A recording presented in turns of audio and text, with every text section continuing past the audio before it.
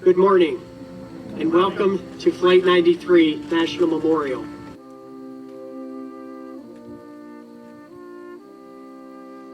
"18 years ago on this date and at this very moment, America was under attack. Nearly 3,000 innocent men, women, and children lost their lives in attacks meant to terrorize our nation. They had been going about their day, harming no one, when sudden violence struck. We will never undo the pain and injustice born that terrible morning, nor will we ever forget those that we lost." I think those of us who were alive on that day will never forget it. You're affected by it. You want to keep the memory of the 40 heroes alive, and now there is an entire generation, like you guys, who do not remember the day as we remember it. I think it's important to keep telling that story, keep telling their story, and keep telling this very American story out here. So that's the motivation. To be able to make a decision to not just subject themselves to the terrorists' whims, but to fight back and to try to take back over the plane and do what was right to protect the people that the plane was aimed at. If that plane had made it to Washington, it would have been critical. The center of our government would have been destroyed as an image, an icon around the world, and that would have been even more horrible than the terrible, terrible attacks that we had on the World Trade Center and on the Pentagon. We saw the worst in people that day, and we saw the best in people that day, and the best triumphed.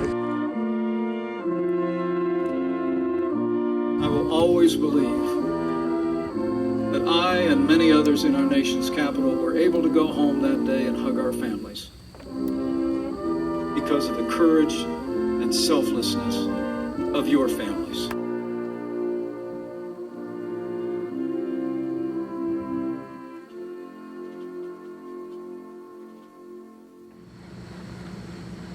Good morning, and welcome to Flight 93 National Memorial. My name is Stephen Clark, and I have the high honor of serving as the superintendent of Flight 93 National Memorial, one of over 400 sites within the National Park system. The National Park Service is honored and deeply humbled to serve as the steward of this moving memorial dedicated in memory of 40 amazing heroes. On this day, 18 years ago, the passengers and crew members of Flight 93 bonded together and prevented their hijacked airplane from reaching its intended target, Washington, D.C., a mere 18 minutes flying time from this very location. Unquestionably, they sacrificed their own lives to save so many. Ever since that moment, these special people have always been remembered as heroes, not just to Americans, but also many around the world. Extraordinary citizens who showed incredible strength and resilience under extraordinary circumstances. I'd like to take a moment to acknowledge the many dignitaries and representatives in attendance today. The Vice President of the United States of America, Mike Pence, and Second Lady Karen Pence.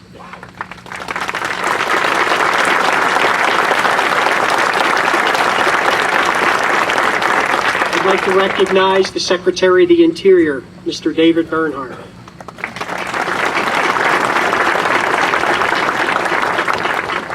Pennsylvania State Senator and a dear friend, Mr. Pat Stefano.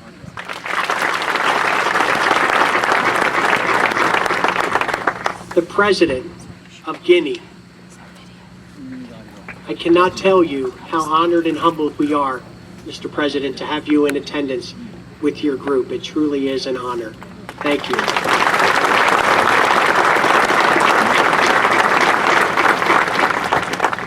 Dr. Niels von Redeker from the Embassy of the Federal Republic of Germany in Washington, D.C.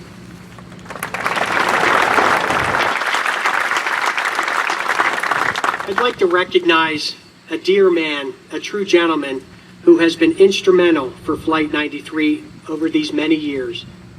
Mr. King Laughlin of the National Park Foundation.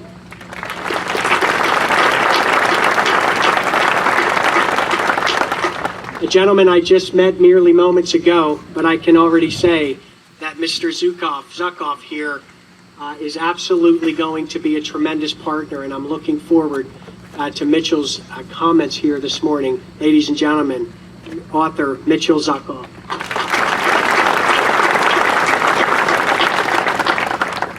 And finally, I'd especially like to thank and acknowledge the families and of the passengers and crew members of Flight 93 joining us here this morning. Thank you so very much.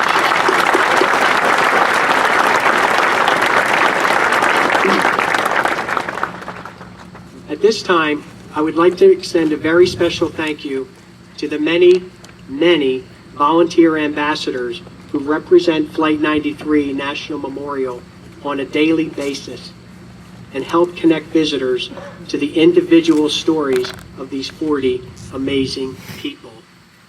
Yearly, think about this, yearly, volunteer ambassadors provide approximately 10,000 hours of their valuable time, which equals approximately $250,000 of in-kind services. Absolutely astounding.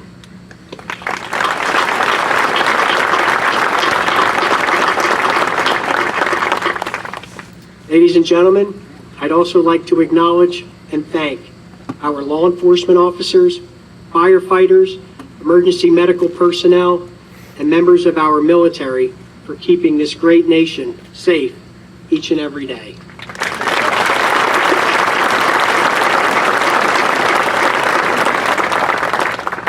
And finally, to our local communities and their caring leaders, to include Lambertsville, Stoystown, Shanksville, Freedens, Indian Lake, Stony Creek Township, and Somerset County itself, who have all provided tremendous and unwavering support to the development of this memorial over these many years.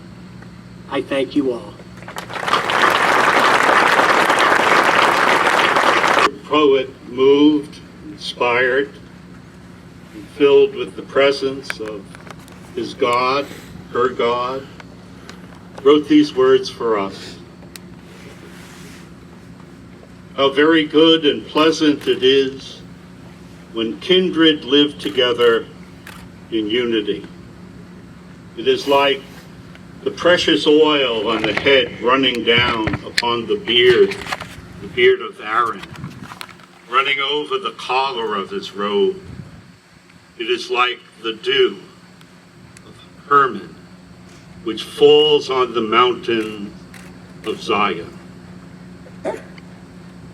We gather together today as kindred minds, a unity in thought, in memory, and in love. We come here to be a good and pleasant gathering of sisters and brothers in our joint humanity, with one thought: thanksgiving for the 40, with one love, love for the 40, with one honor for the 40, that they may bind us here in this place and always into one community. Amen. 18 years ago, this very day, September 11th, at 10:03 a.m., United Airlines Flight 93 impacted the Earth just several hundred feet from the very spot on which I stand. At this special time, Flight 93 National Memorial Ambassador and the President of the Friends of Flight 93, Donna Gibson, will lead the reading of the names of the passengers and crew members of Flight 93. Donna will be joined by family members reading the names of their loved ones. For each name, Judy Brandt, and Jane Wagner, who also proudly serve as Flight 93 ambassadors, will ring the bells of remembrance in their memory.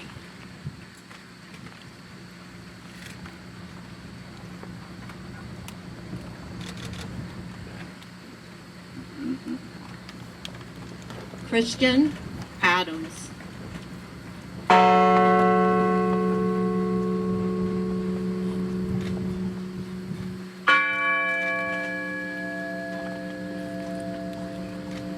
Lorraine G. Bay, flight attendant.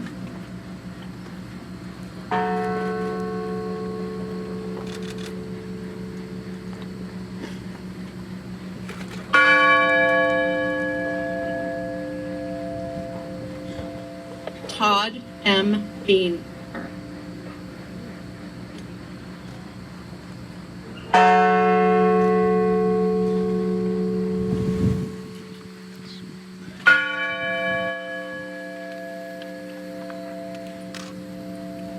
Alan Anthony Bevan.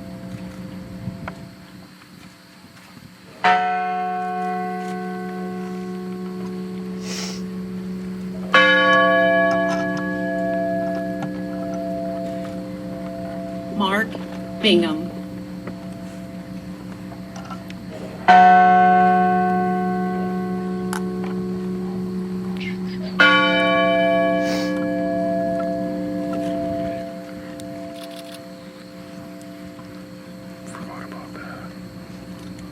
Diora Frances Bodley.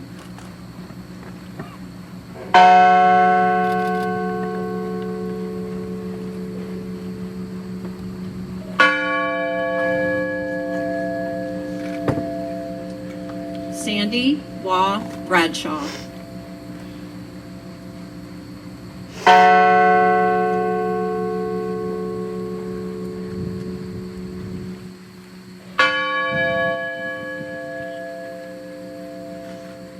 Marion R. Britton.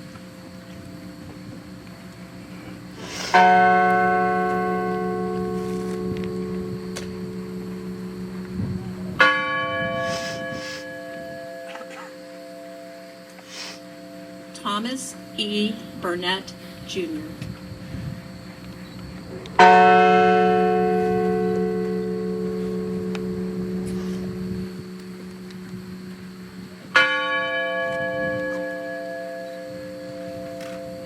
William Joseph Cashman.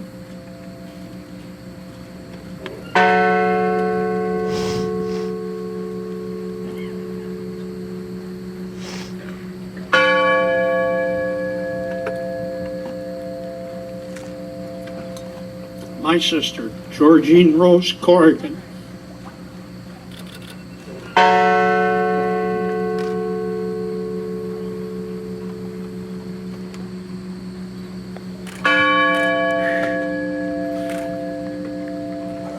Patricia Cushing.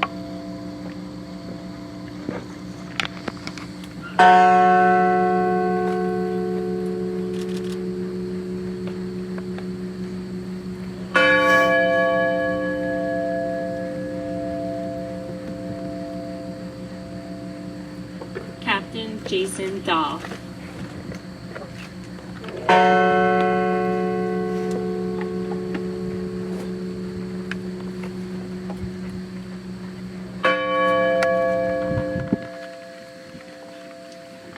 Joseph DeLuca.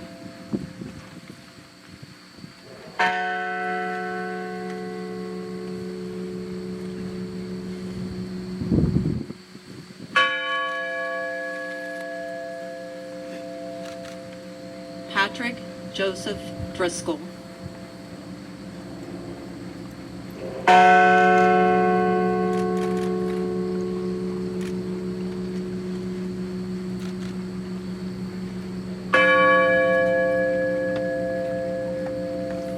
Edward Porter Belt.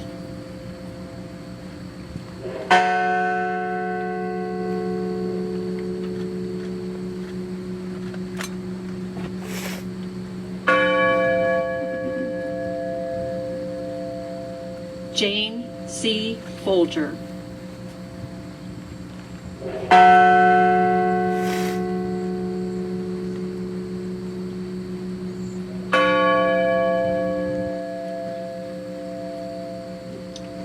Colleen L. Frazier.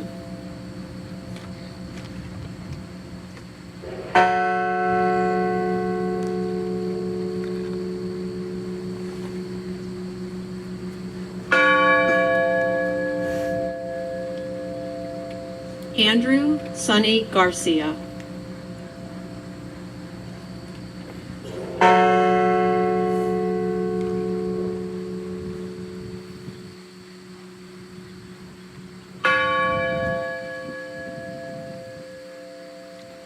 Jeremy Logan Click.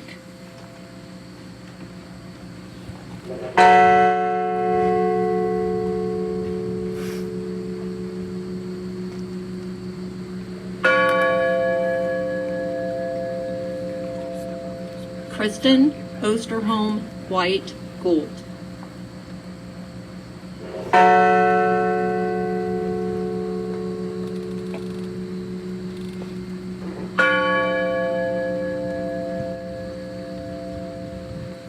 Lauren Catuzzi Grancolis, an unborn child.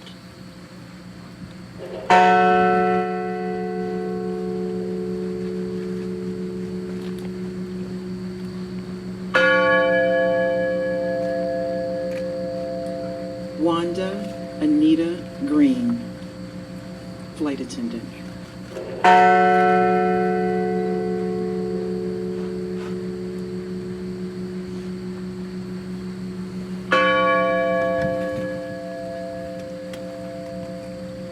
Donald Freeman Green.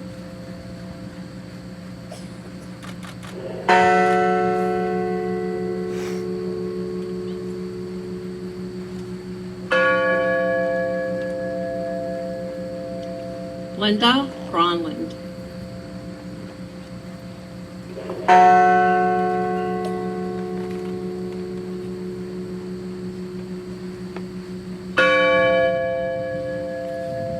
Richard J. Guadagno.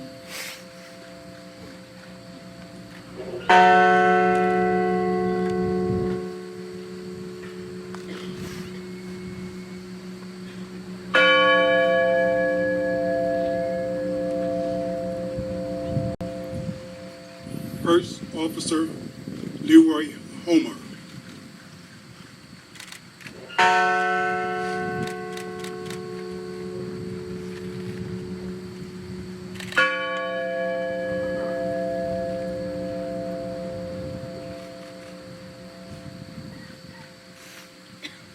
도시야, 그게.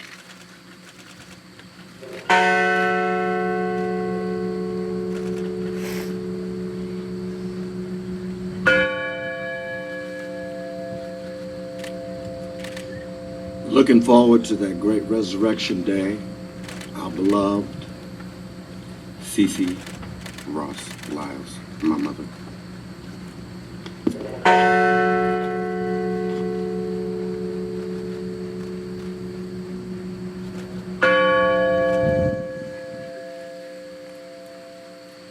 Hilda Marson.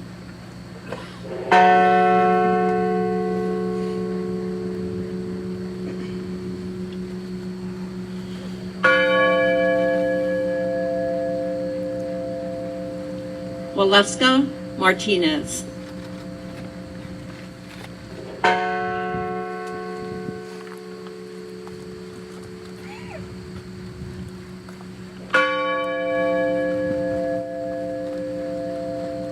Nicole Carol Miller.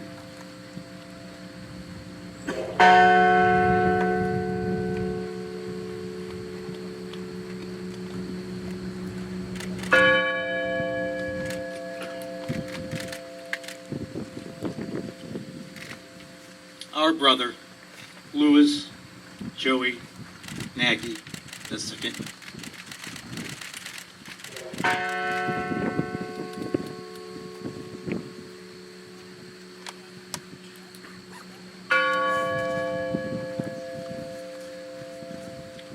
Donald Arthur Peterson.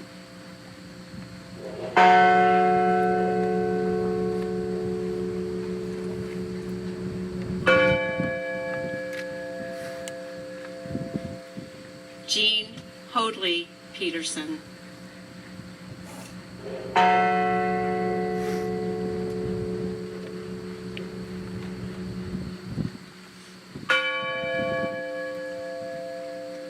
Mark David Rothenberg.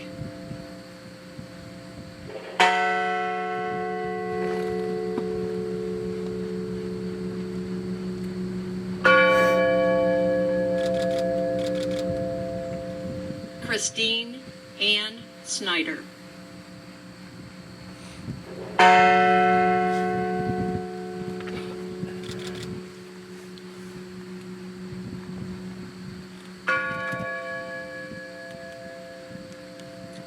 John Talignani.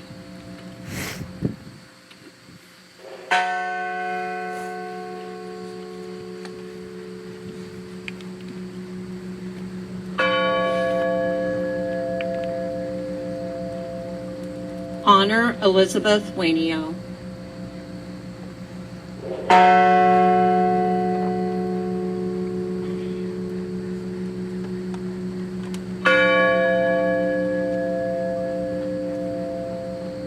Deborah Jacobs Welsh, flight attendant.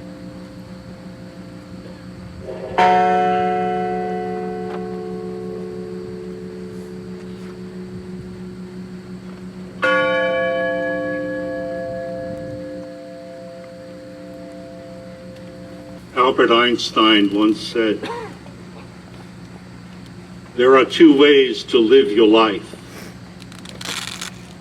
One is as though nothing is a miracle. The other is as though everything is a miracle."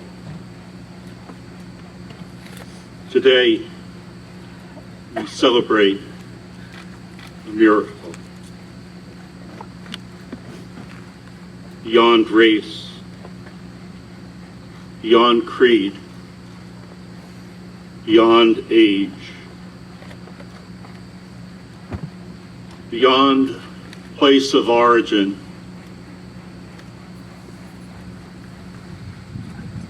in spite of the fact that most were stranger and alien to the other. Family was born. Community was founded.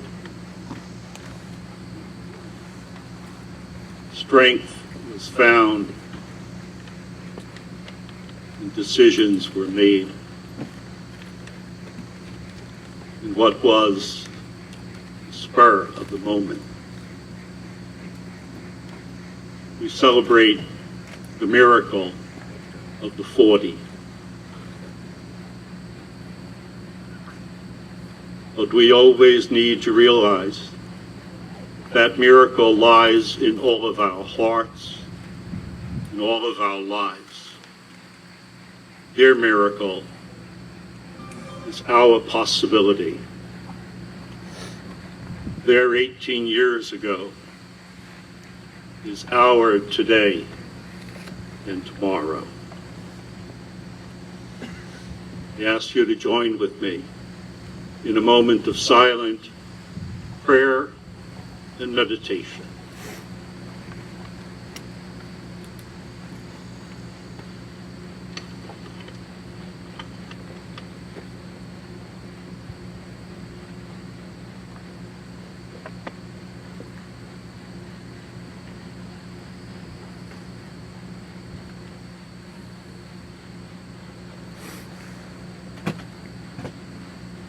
Amen and amen. It is my joy to introduce to you our opening keynote speaker, Professor Mitchell Zukov.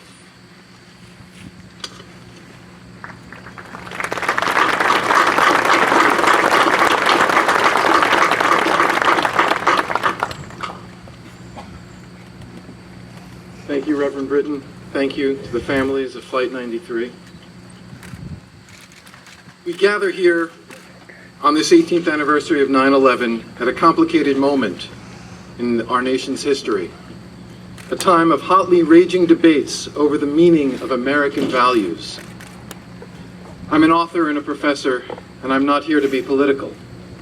I'm here to make what I consider to be the apolitical case that by their actions, their statements, and ultimately their shared sacrifice, the 40 passengers and crew members of United Flight 93 should be celebrated and emulated for representing the greatest of all American values.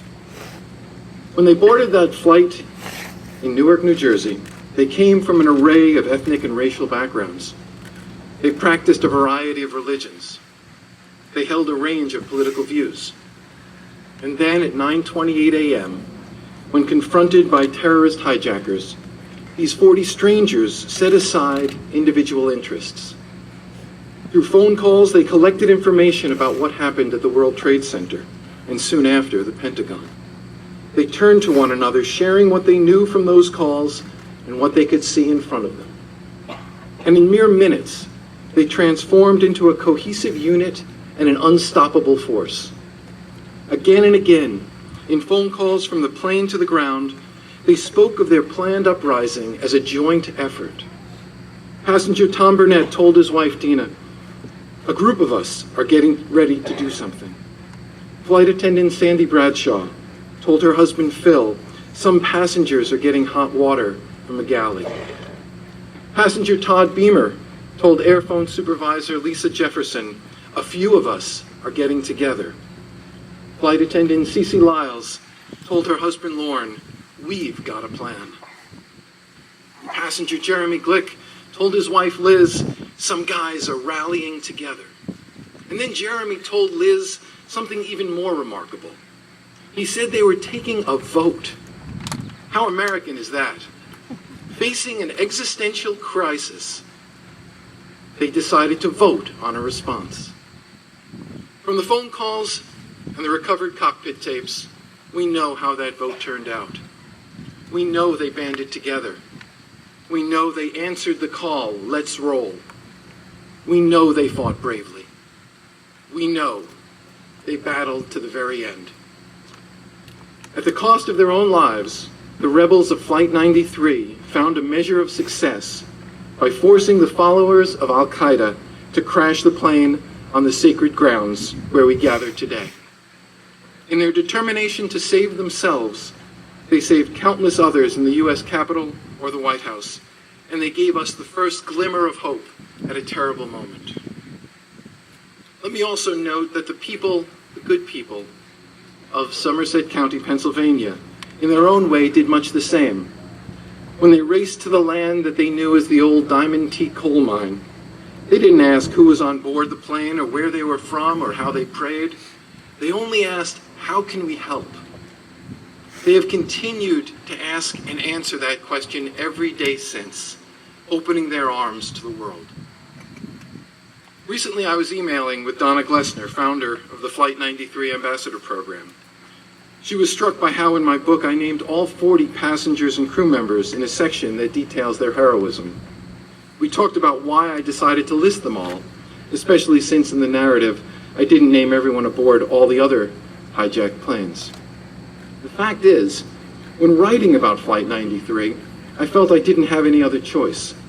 In my line of work, it's the goal to know exactly what happened. That way, I can convey it to readers with absolute certainty. But for the story of Flight 93, some details will be forever lost to history. Lost when the plane struck the ground. I've made my peace with that. More than that, I've embraced it, and I urge you to do so as well. The result is that we are compelled to celebrate every man and every woman aboard that plane equally and collectively.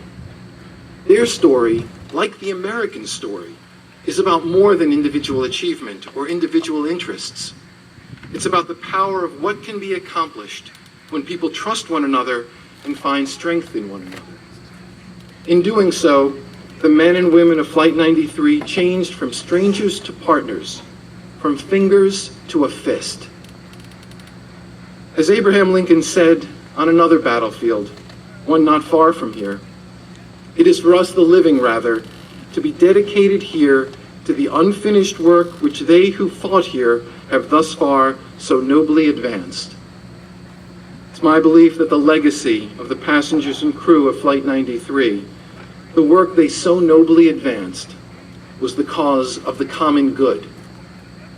In America, the stranger with different beliefs or background might become your greatest ally, your blood brother or sister, engaged alongside you in the fight for survival, or perhaps the eternal struggle for life, liberty, and the pursuit of happiness. Be open to that possibility. And by doing so, we honor the sacrifice by the 40 heroes of Flight 93 as the utmost embodiment of true American values. Thank you very much.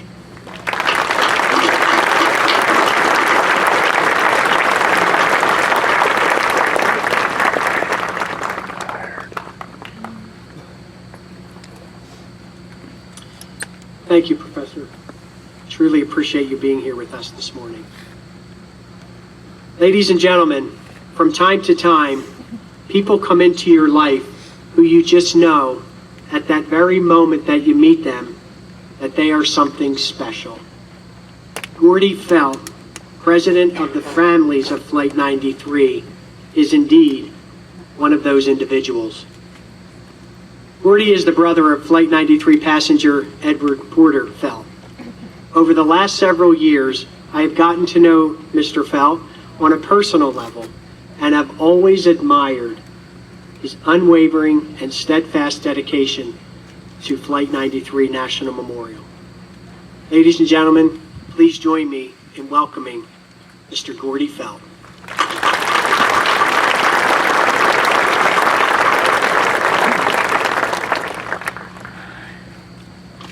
Good morning. Mr. Vice President, Secretary Bernhardt, Superintendent Clark, Mr. Zukoff, Reverend Britton, distinguished guests, President Condi, those that serve our nation through their work with the National Park Service, the Flight 93 National Memorial Ambassadors, partners in this great memorial's development from the National Park Service, the National Park Foundation, and the Friends of Flight 93, visitors, and dearest to my heart, families of Flight 93. I welcome you all to our annual service to honor the 40 extraordinary heroes of United Flight 93. Here we are again, a year since our last commemorative gathering. We've seen hundreds of thousands of visitors in the past 12 months pass through the gates and pay their respects to the heroes of Flight 93. Technology and the iron will of our partners at the Flight 93 National Memorial have enabled the Flight 93 story to be shared with interested parties around the world. And attendance figures here in Somerset County continue to trend upward. Volunteerism at the memorial is strong, and through the efforts of the National Park Service and the Friends of Flight 93, we are seeing the ground on which this memorial was built come back to life through reforestation and other critical projects designed to heal the land. School groups, veterans, tourists, history buffs, and concerned citizens of the world continue to be drawn to the sacred ground, and for good reason. Our history, our heritage, time and time again speak of instances where common people rise to take extraordinary actions when under the greatest of pressures, heroism revealed in a time of crisis. Our loved ones, those 40 heroes, are remembered well and given the honor and dignity that they deserve at this site. May they rest peacefully, embraced in the loving arms of their families and those that will forever remember their sacrifice. This memorial, this sacred ground, serves as a reminder to us all that the heroes of Flight 93 helped to change the course of our history. Those 40 individuals were private citizens on the morning of September 11th, 2001. Because of their actions on that fated blue sky morning, just as we have today. Their memory belongs to us all, and their actions will inspire generations to come. For those that choose to remember, inspiration can be a salve that helps to heal an eternal wound and provides solace to those that lost so much that morning. Our lives these past 18 years have taken a new course. Understanding the reasons for this pivot and remembering the lessons learned leading up to this change are critical factors in assuring that history cannot and will not repeat itself. Our task, that of you and me, and of our leaders, is to never forget that were it not for the actions of the crew members and passengers of United Flight 93, this pivot, the course of our lives and that of our country, may have been far more drastic than already experienced. Imagine the implications in our country's response to the attacks of September 11th if we witnessed the destruction of our Capitol building, and how even more our lives would have been changed from that day forward. Who lives? Who dies? Who tells your story? A song from the musical Hamilton, written by Lin-Manuel Miranda, asks, "When my time is up, have I done enough?" I can't imagine asking any more of the 40 heroes that perished on this sacred ground fighting for their lives, and in the process saving our country from an even darker end to September 11th, 2001. But how about you? How about me? Or any of us here today? Have we done enough?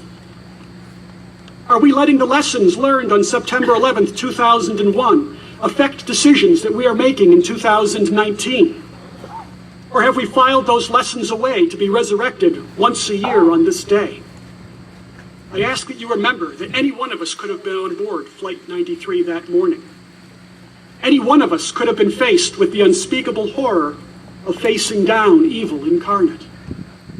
Any one of us could have been forced to choose between passivity under pressure or fighting to survive. How can we continue to be inspired by the heroes of Flight 93 and let this inspiration affect our lives on a daily basis? I say to you that the genesis of our loved ones' power on the morning of September 11th, 2001 emanated from three critical factors. Factors that, if incorporated into our daily lives and the foundational principles of our communities, would serve us well while honoring our heroes. These three factors are strength through diversity. The crew and passengers of Flight 93 were made up of citizens of many nations, a variety of races, religions, political backgrounds, sexual orientations, various professions and passions, a spectrum of ages, and the list of diversity goes on and on. This unique blend of individuals allowed for diverse experiences to help formulate the plan and quickly respond as modern-day Minutemen and women to the crisis unfolding before their eyes and across our country that morning. The second factor, a commitment to democratic principles. Our loved ones sought strength through collective actions. We know that they formulated a plan, they prayed, and then voted to determine their path forward. Each passenger and crew member was given and presumably took the opportunity to choose their own course of action. The only people on the flight that were trying to dictate terms that morning were overwhelmingly defeated. And three, a willingness to make the tough decisions. Do what's right, not what's easy. Faced with the unimaginable horror of the morning, our loved ones knew that they could not just sit back and let history unfold before them. In a scenario that unfortunately is becoming more normalized, in a world that is becoming far more dangerous, the heroes of Flight 93 chose to fight. Those 40 diverse individuals formulated a plan, voted, then stood up and said, "No, we're coming for you." 3 basic concepts that seem simple when stated, but so difficult to execute under pressure. Let us remember these principles and incorporate them into our everyday lives, showing the world that we can be better. Let us continue to be inspired by the story of Flight 93 and honor the memory of those 40 extraordinary individuals. Let us hope that when faced with the difficult decisions that life presents to us, that we too can rise and be extraordinary. Let us continually ask ourselves, to paraphrase Lin-Manuel Miranda, when our time is up, have we done enough? Thank you.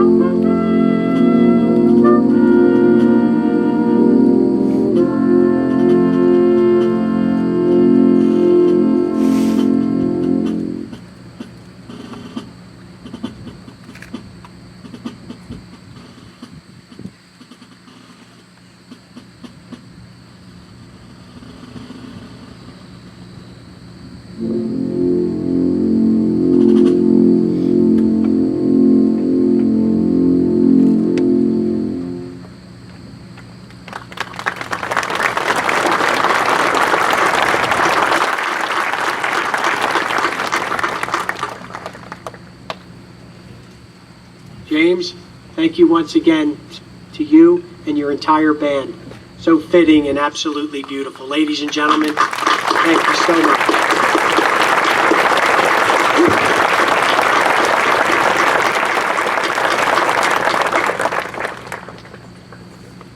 At this time, I would like to introduce the Secretary of the Department of the Interior, Mr. David Bernhardt. Secretary Bernhardt was confirmed as the 53rd Secretary on April 11th of this year. As Secretary of the Interior, he leads an agency with more than 70,000 employees who are stewards for 20% of this nation's lands, including monuments, wildlife refuges, and national park sites, just like this one. Ladies and gentlemen, please join me in welcoming Secretary David Bernhardt.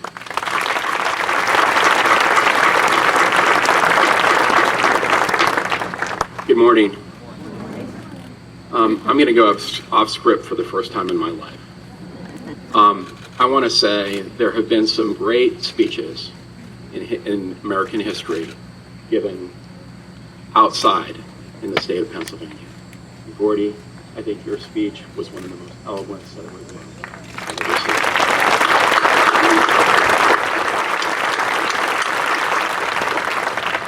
Now, Mr. Vice President Pence, Mrs. Pence, families of Flight 93, friends of Flight 93 National Memorial, members of the National Park Service, and my fellow Americans, I am honored to join you today as we remember and recognize the lives lost on Flight 93 18 years ago. Each of us know exactly where we were on this day. One of the few days in American history where this nation and the world seemed to stand still. We will never forget how this transformed us as a people and a nation. Each year we honor nearly 3,000 innocent lives lost in the Twin Towers, at the Pentagon, and right here in Shanksville, Pennsylvania. But this particular year is unique. This year, young Americans who were born after the attacks have enrolled in college, where they will join many peers who have no direct memory of what transpired. For them, 9/11 is a historical event, a date like so few others that is permanently ingrained in our own memory. The Flight 93 National Memorial is vital in sharing our story with that of the world. Many national monuments that the Department of the Interior's National Park Service administers, like this memorial, are an integral part of our American identity. This memorial mourns the lives lost on a flight that, were it not for a brave few, might have changed the course of history for the worse. It forever serves a reminder of why America is the home of the brave. Among those brave heroes on Flight 93 was a U.S. Fish and Wildlife Service employee, Richard Guadagno. Recovery efforts at the site were difficult and devastating. But a month after the crash, investigators found Richard's Fish and Wildlife Service badge resting in a tree. For us at the Department of the Interior, that badge, which is on display at the Memorial's Visitor Center, serves as a moving reminder of all of our fallen colleagues who've gone beyond the call of duty to keep our fellow citizens, our communities, and our land safe. And for all Americans, the badge is a tangible symbol of the loss our nation suffered nearly 2 decades ago. As Secretary of the Interior, but most of all as an American, I take comfort in knowing that President Trump and Vice President Pence are keeping America safe and secure.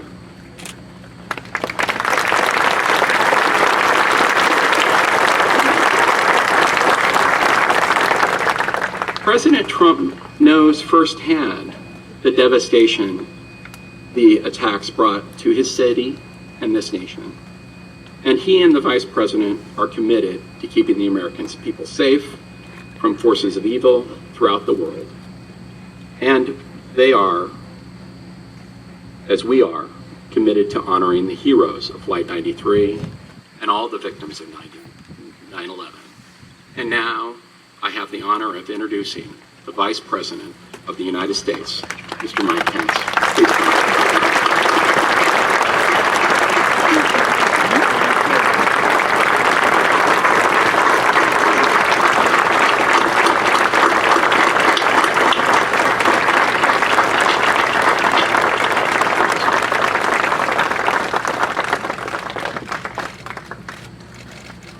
Secretary Bernhardt, distinguished guests, my fellow Americans, and most of all, the families of the heroes who perished here.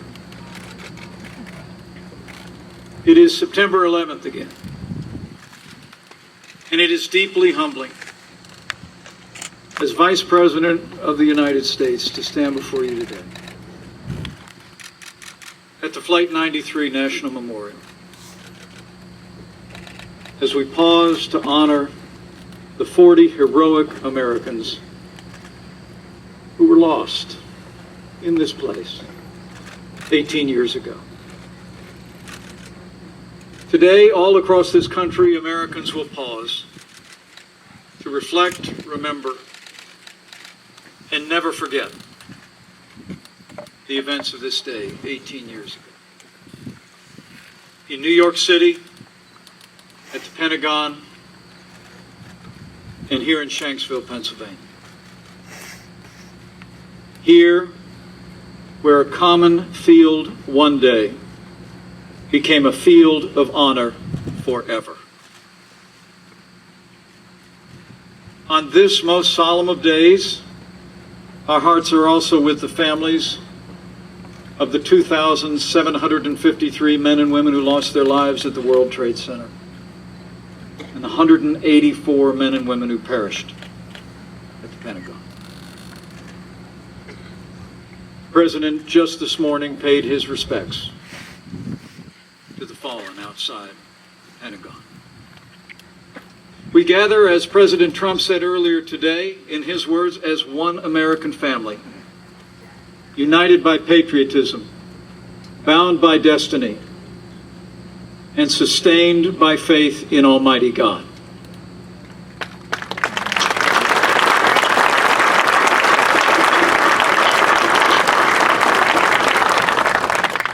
The Bible says, if you owe debts, pay debts. If honor, then honor. If respect, then respect. President Trump asked me to be here today to pay a debt of honor. The memory and the families of the 40 passengers and crew members of Flight 93.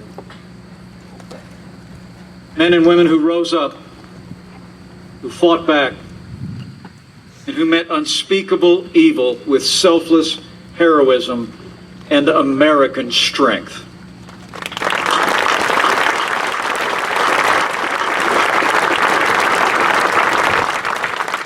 America was attacked on September the 11th. But America took the fight back to our enemies on that very same day. Not on some foreign battlefield, but right here,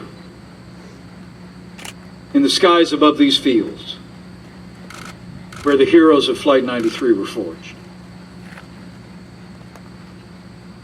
18 years ago, today was a beautiful Tuesday morning, when United Flight 93 left Newark Airport bound for San Francisco, carried on board 40 men and women from all across America from every walk of life. At only 20 years of age, Dory Frances Bodley was the youngest person on board. A student at Santa Clara University, she volunteered at her local animal shelter and aspired to be a child psychologist. On September 11th, she was flying home after visiting friends in New Jersey. Also on board was Edward Porter Felt, an accomplished man with degrees in Colgate, Cornell University, 2 patents, in encryption technology, devoted husband, a father of 2 daughters. The New Jersey native was making a last-minute business trip to San Francisco. Then there was a flight attendant, Wanda Anita Green, who had worked for United Airlines for 29 years. A mother of 2, the deacon at her church. She earned a real estate license, dreamed of opening her own real estate office after retiring from flying.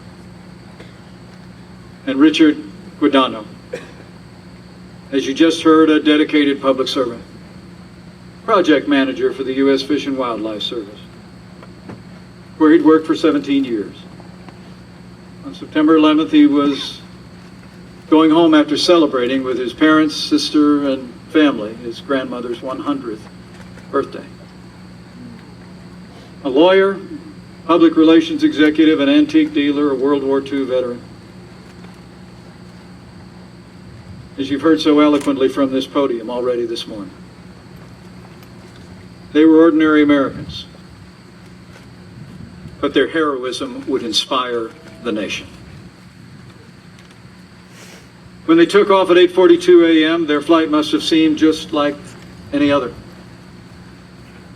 They had no way of knowing that within 4 minutes, American Flight 11 would hit the North Tower. Within 21 minutes, United Flight 175 would hit the South Tower of the World Trade Center. And within 46 short minutes, their own flight would be hijacked by terrorists determined to strike another attack, this time on our nation's capital. And they had no way of knowing, those 40 remarkable men and women, that within 81 minutes from takeoff, their lives would be over. They would enter eternity. But not before they had earned a place of honor in the annals of American history and in the hearts of every American.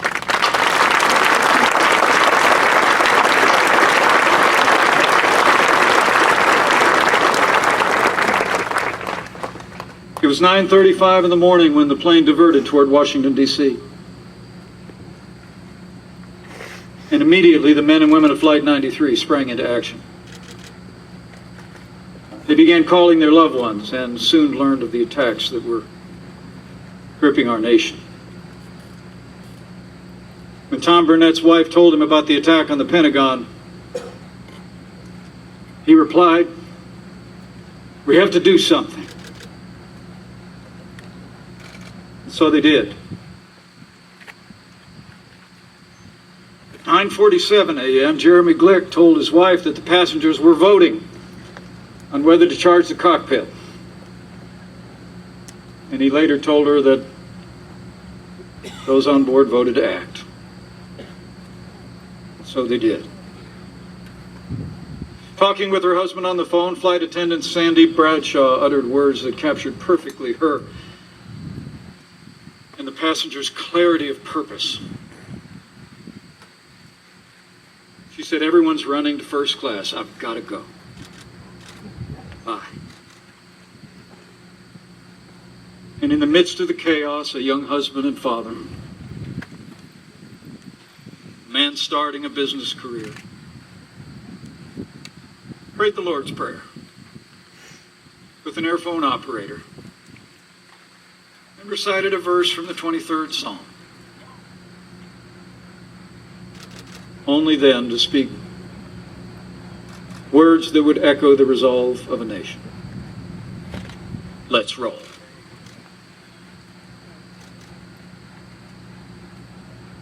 History records they ran forward. They charged toward the cockpit. At 10:03 a.m., Flight 93 plummeted to the earth. Right here.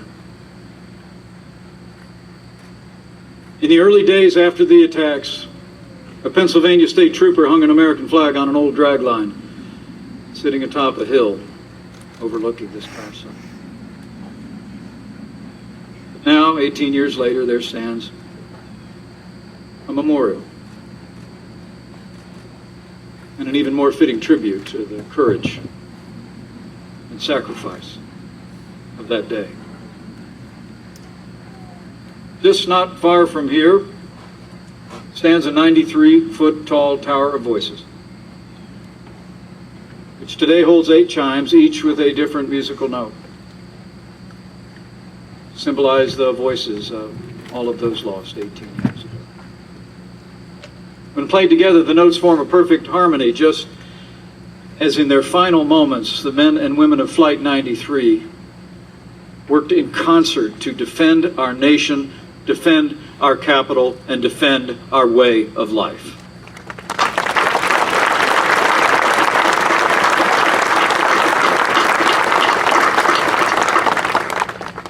Here, at this memorial, the names of those 40 men and women are etched in marble. But I want to assure their precious families, they're also carved into the hearts and the memory of the American people.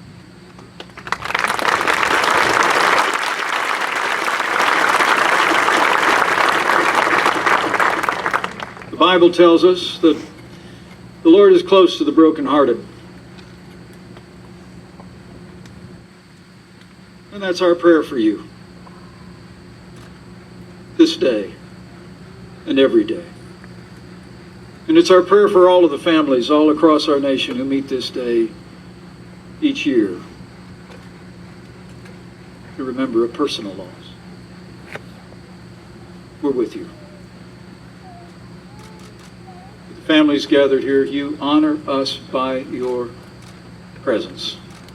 And America stands with you.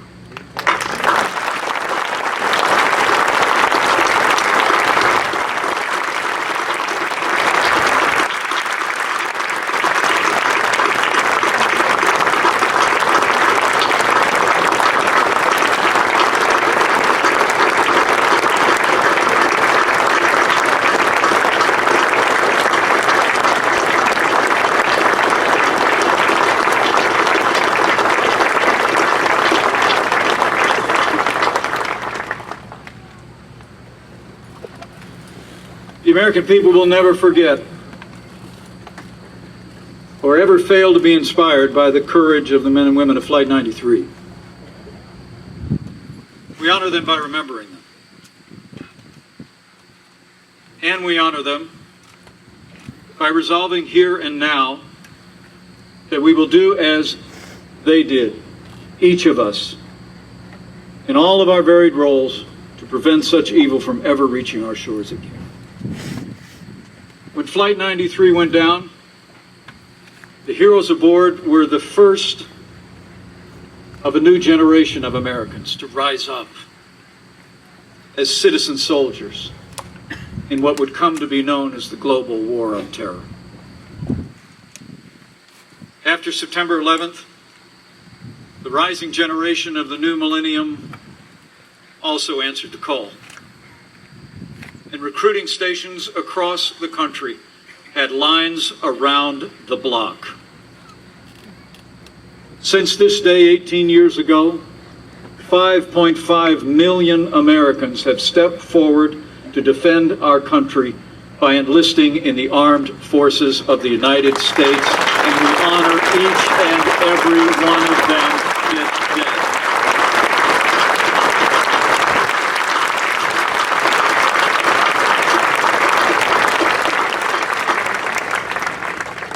And we especially honor the memory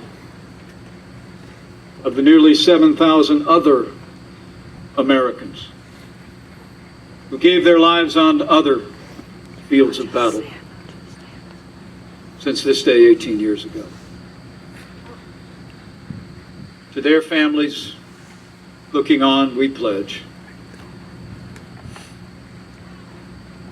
we will never forget or fail to honor the service and sacrifice of our fallen heroes.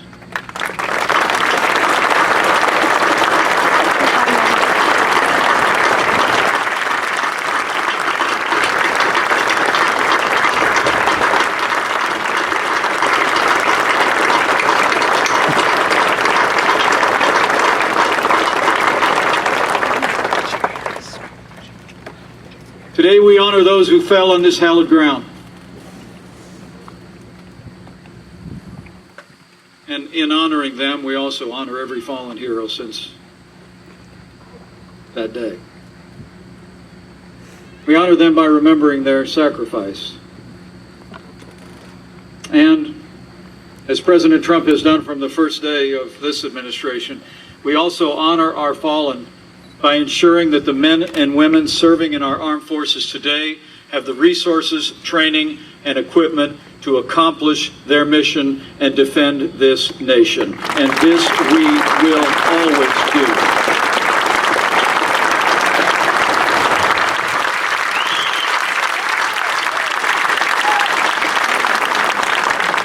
We did not start this war. We did not seek it. But in every year that's passed, our armed forces have taken the fight to the enemy on our terms, on their soil. We've met the evildoers with a resolve and force beyond anything they could have imagined. Our armed forces took the fight to the terrorists who attacked us in the mountains of Afghanistan. Their mastermind met justice at the hands of Navy SEALs in Abbottabad. And our armed forces just this year captured the last inch of territory controlled by the barbaric ISIS caliphate.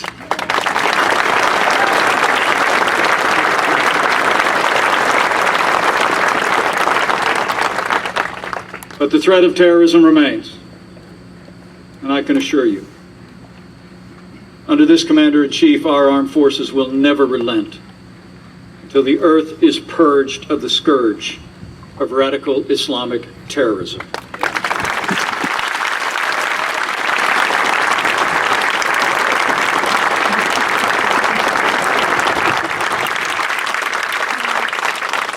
What the terrorists of 9/11 did not understand is that the American people's love of peace is exceeded only by our resolve to defend our freedom. The fiery ordeal through which the heroes of Flight 93 passed lit the way for heroes that were to come. And it will inspire generations of Americans for all time. It is truly a privilege to be with you today here in Shanksville, along with my wife Karen, to honor the memory of the heroes of Flight 93.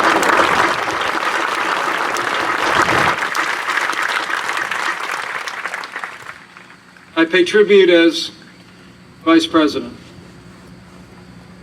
and as a grateful American. But as I said when we were here 2 years ago, for us and our family, it's personal. 17 years ago, I was serving in Congress, and my wife and I made a point to bring our 3 small children here to this hallowed ground on a drive back from Washington, D.C. to Indiana. It was less than a year from that terrible day, but we wanted to come here, pay our respects, and make sure that our children saw this place and knew what happened here. I remember that day like it was yesterday. We didn't find this impressive memorial. We found a plywood wall painted with the names of the fallen. A timeline listed. And a wooden cross in the field.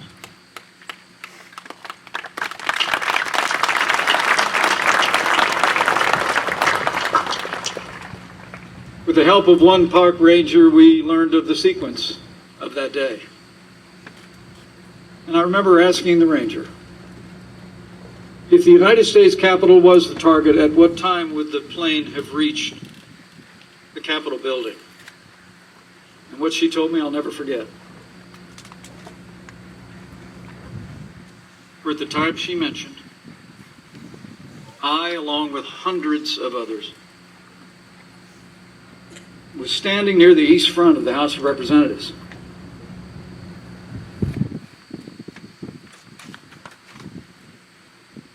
As I stand before you today, I say from my heart,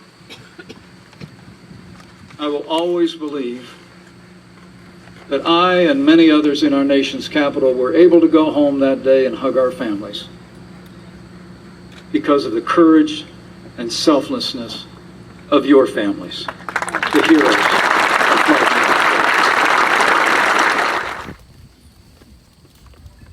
93. I toured the Memorial Museum, and there I took note of one of the possessions of a passenger that was recovered at the crash site.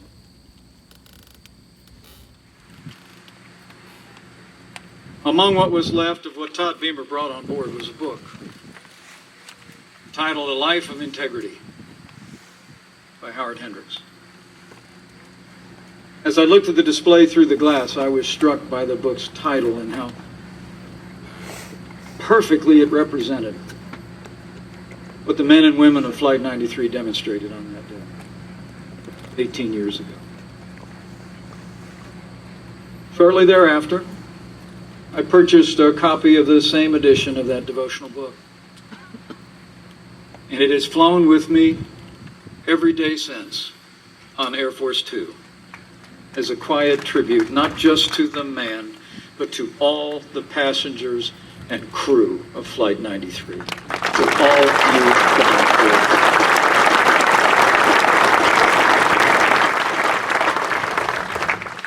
For what your loved ones did, for my little family and countless others in our nation's capital that day.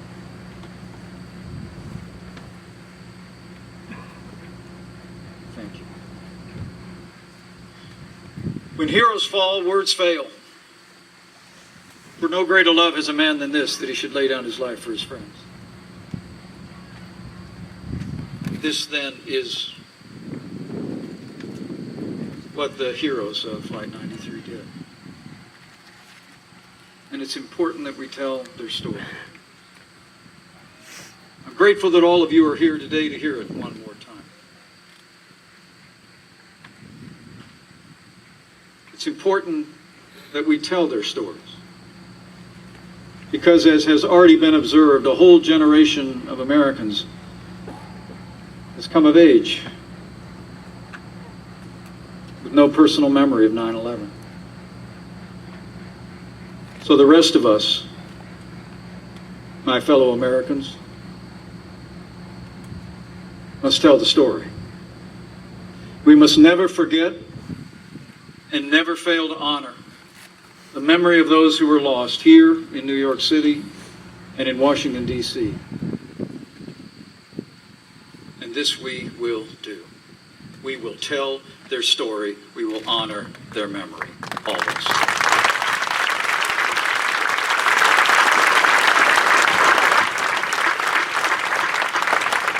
So to the families of the fallen, as President Trump said this morning at the Pentagon, I say now, the memory of your loved ones will never die. It will always be with us. We will always tell their story to future generations. And as long as this nation endures, Americans will ever be inspired by the faithful and courageous words and deeds of the heroes of Flight 93. So may God bless our beloved fallen. May God bless and comfort the families gathered here and all those who suffered loss on this day 18 years ago. May God continue to bless the United States of America with such men and women as the passengers and crew of Flight 93.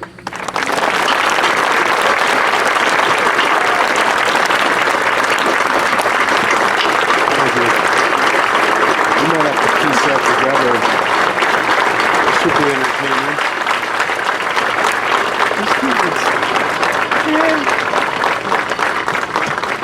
You're bumping the camera, no, go ahead. Can you see me?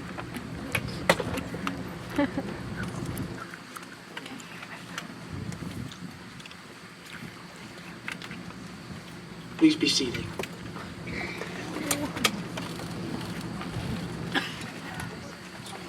Thank you again, Mr. Vice President, for your thoughtful words.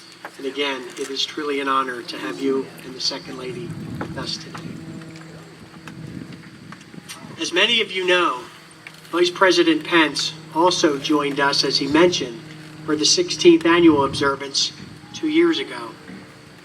As we conclude here today, I am indeed reminded of Vice President Pence's words from that ceremony. I will never forget that sentiment that he shared of how on the morning of September 11th, 2001, as he stated, and I quote, "For me, it was personal." I'll never forget that. I remember that Vice President shared his firm belief that the heroism of the 40 passengers and crew members of Flight 93 may indeed saved his own life. As he stated, he was on Capitol Hill that morning. However, I believe there are many individuals who share that same sentiment, as many people were both inside and around the Capitol building that day. They included members of Congress, thousands of employees working inside that building, and countless citizens. Ladies and gentlemen, people don't just visit Flight 93 National Memorial. Rather, they make it a pilgrimage. As for them too, it is personal. Please allow me to share a few powerful messages left by visitors on comment cards very recently. Quote, "The passengers on this flight could have saved my life and many people I know because I was working near the Capitol building that morning, and many of my coworkers were in the Capitol at that time. Forever grateful." End quote. Signed, H. Thomas. Here's a message that was written directly to the families of Flight 93, left on September 7th, just 4 days ago. And I quote, "To the families of Flight 93, we will be forever grateful for your sacrifice for our son,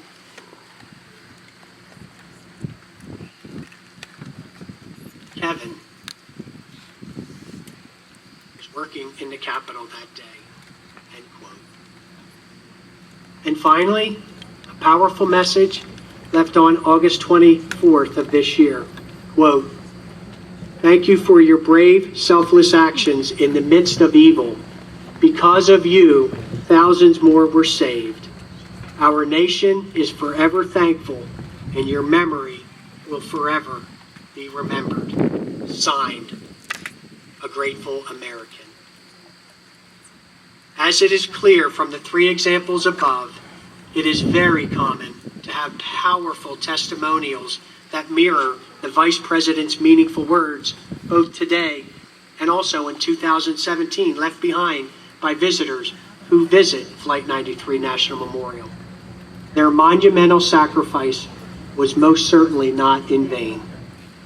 All of us here at Flight 93 National Memorial thank all of you for pausing on this day to remember the heroes of Flight 93 and all those affected by the events of September 11th. We indeed remember those who perished here at the Twin Towers and also at the Pentagon. We carry their memory with us as we go forth from this place to better ourselves, our communities, and our nation. Ladies and gentlemen, thank you once again for being with us today and sharing in this special day. Thank you.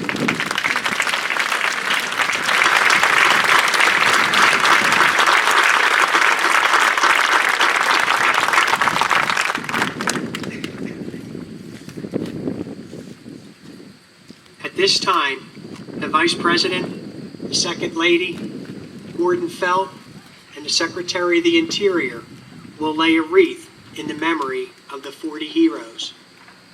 If the families of the passenger and crew members of Flight 93 would please join us in that special memory and moment over at the Wall of Names. I would ask that all of you who remain seated while the family members make their way to the Wall of Names.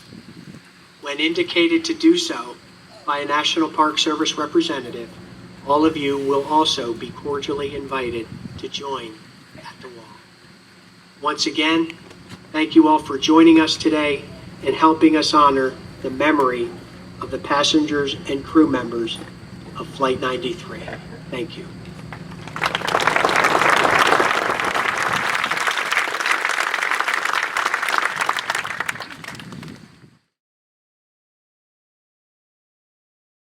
My name's Tom McMillan, and I'm an ambassador here at Flight 93 National Memorial.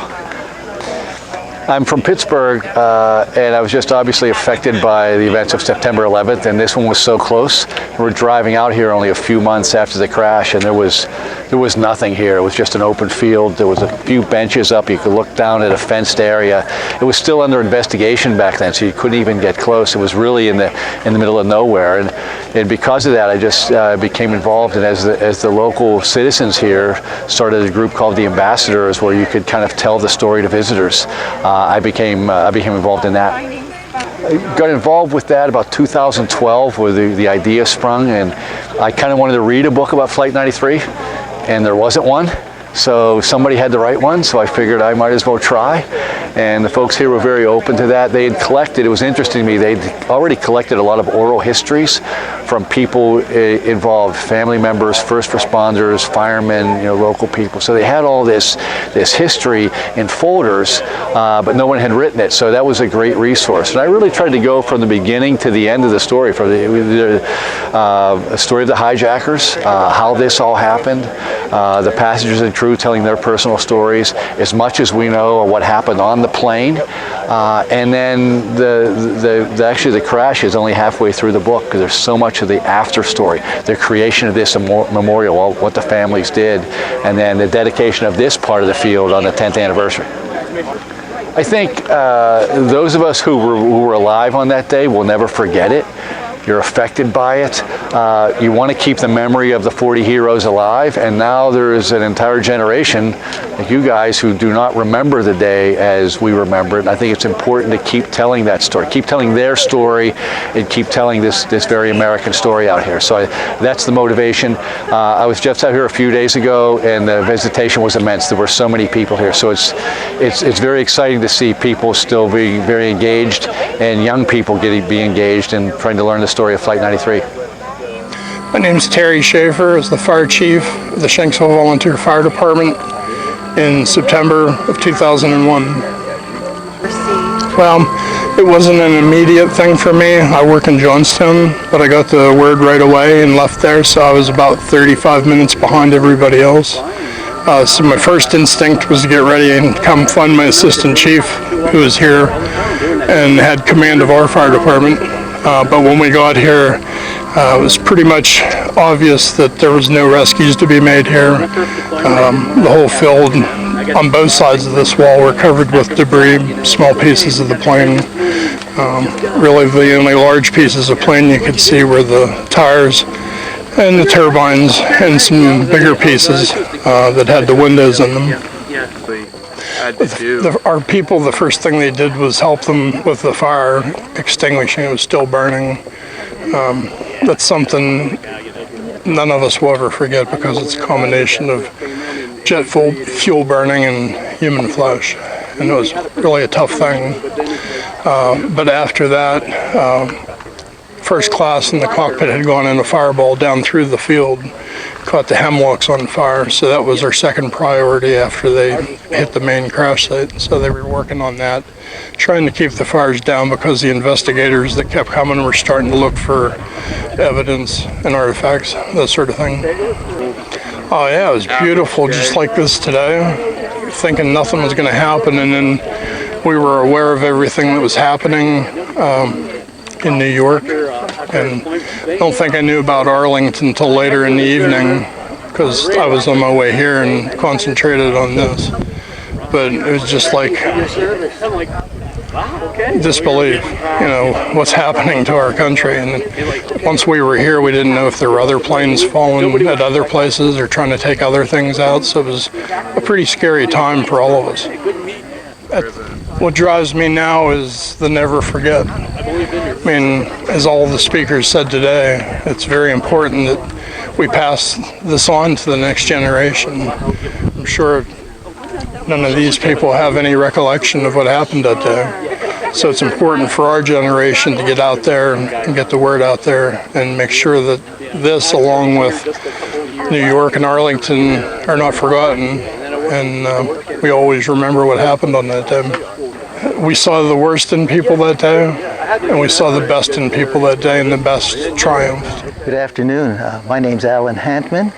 I'm the 10th architect of the United States Capitol.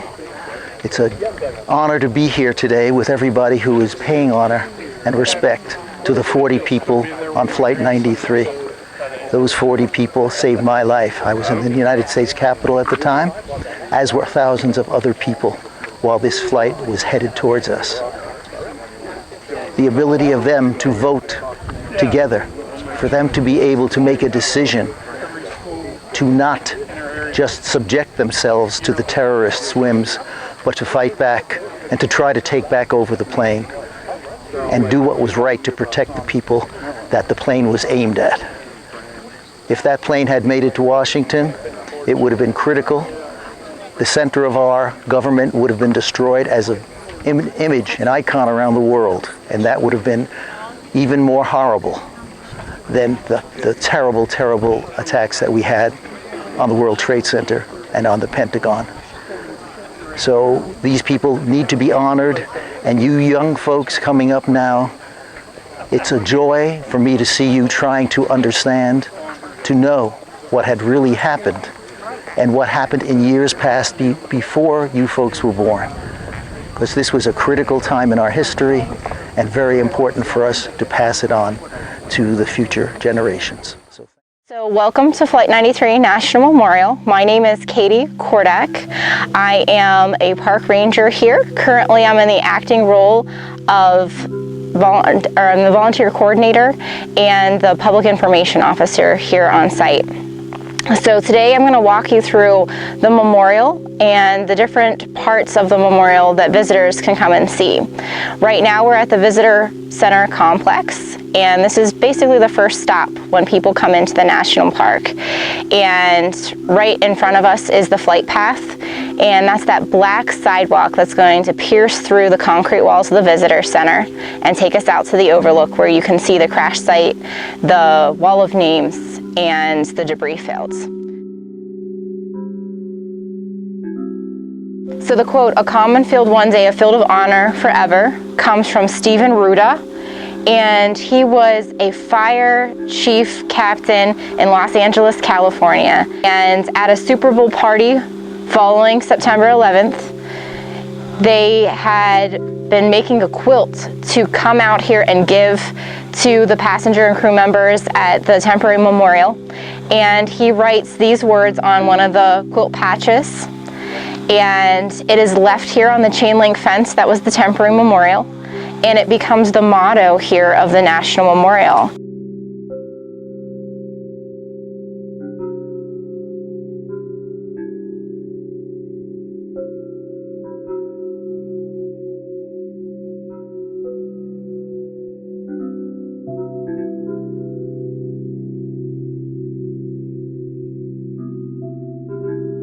So those are the sunset red maples. They were a gift from the state of Pennsylvania, and there's 320 of them lining the entire LA. So that's the tree-lined pathway that takes visitors from the back of the Visitor Center down to the Memorial Plaza. And as we walk out, you'll see the 40 memorial groves, and it's just rows and rows and rows of trees.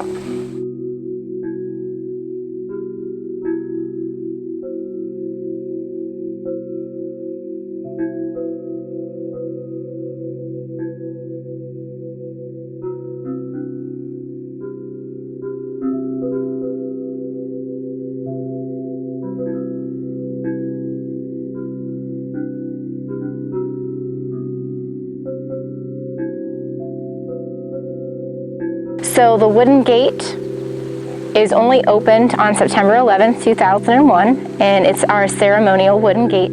There are 40 angles carved into that wooden gate, illustrating 40 unique passenger and crew members.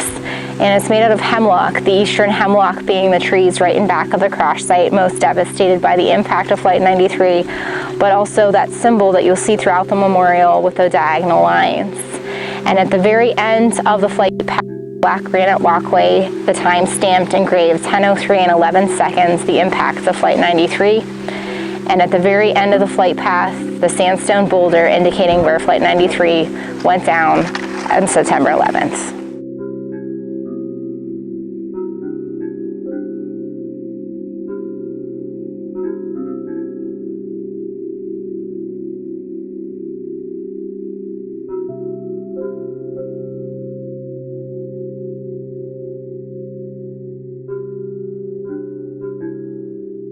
My favorite portion of the memorial is actually something that a lot of people don't see, and it's the reforestation that's taken place here. Over the last 8 years, we've planted 160,000 seedlings over the memorial because this landscape was so scarred. Being an open-faced coal mine, it was an industrial landscape. Okay, so we're right now at the Tower of Voices, and we're at the base of the tower. And the tower is the third and final phase of construction at the memorial. And we're still working on construction of the Tower of Voices. So though it was dedicated last September, we are still in a phase of testing for the wind chimes. So though we're here on a windy day and you can hear the chimes working, they're not always working to the degree we expect them. So we hold the tower and the memorial's construction at a very high standard. So we're still testing those wind chimes and making sure they're going to work every day for the end of time, because the Park Service is in the forever business and we want this to be here forever, to be a memorial to honor those passenger and crew members and what they did on September 11th. But the chimes that you see in here today are only 8 of the 40 wind chimes that will be in here. Each chime is tuned to its own note and key, symbolizing 40 unique passenger and crew members and the symbolic voices of the passenger and crew members.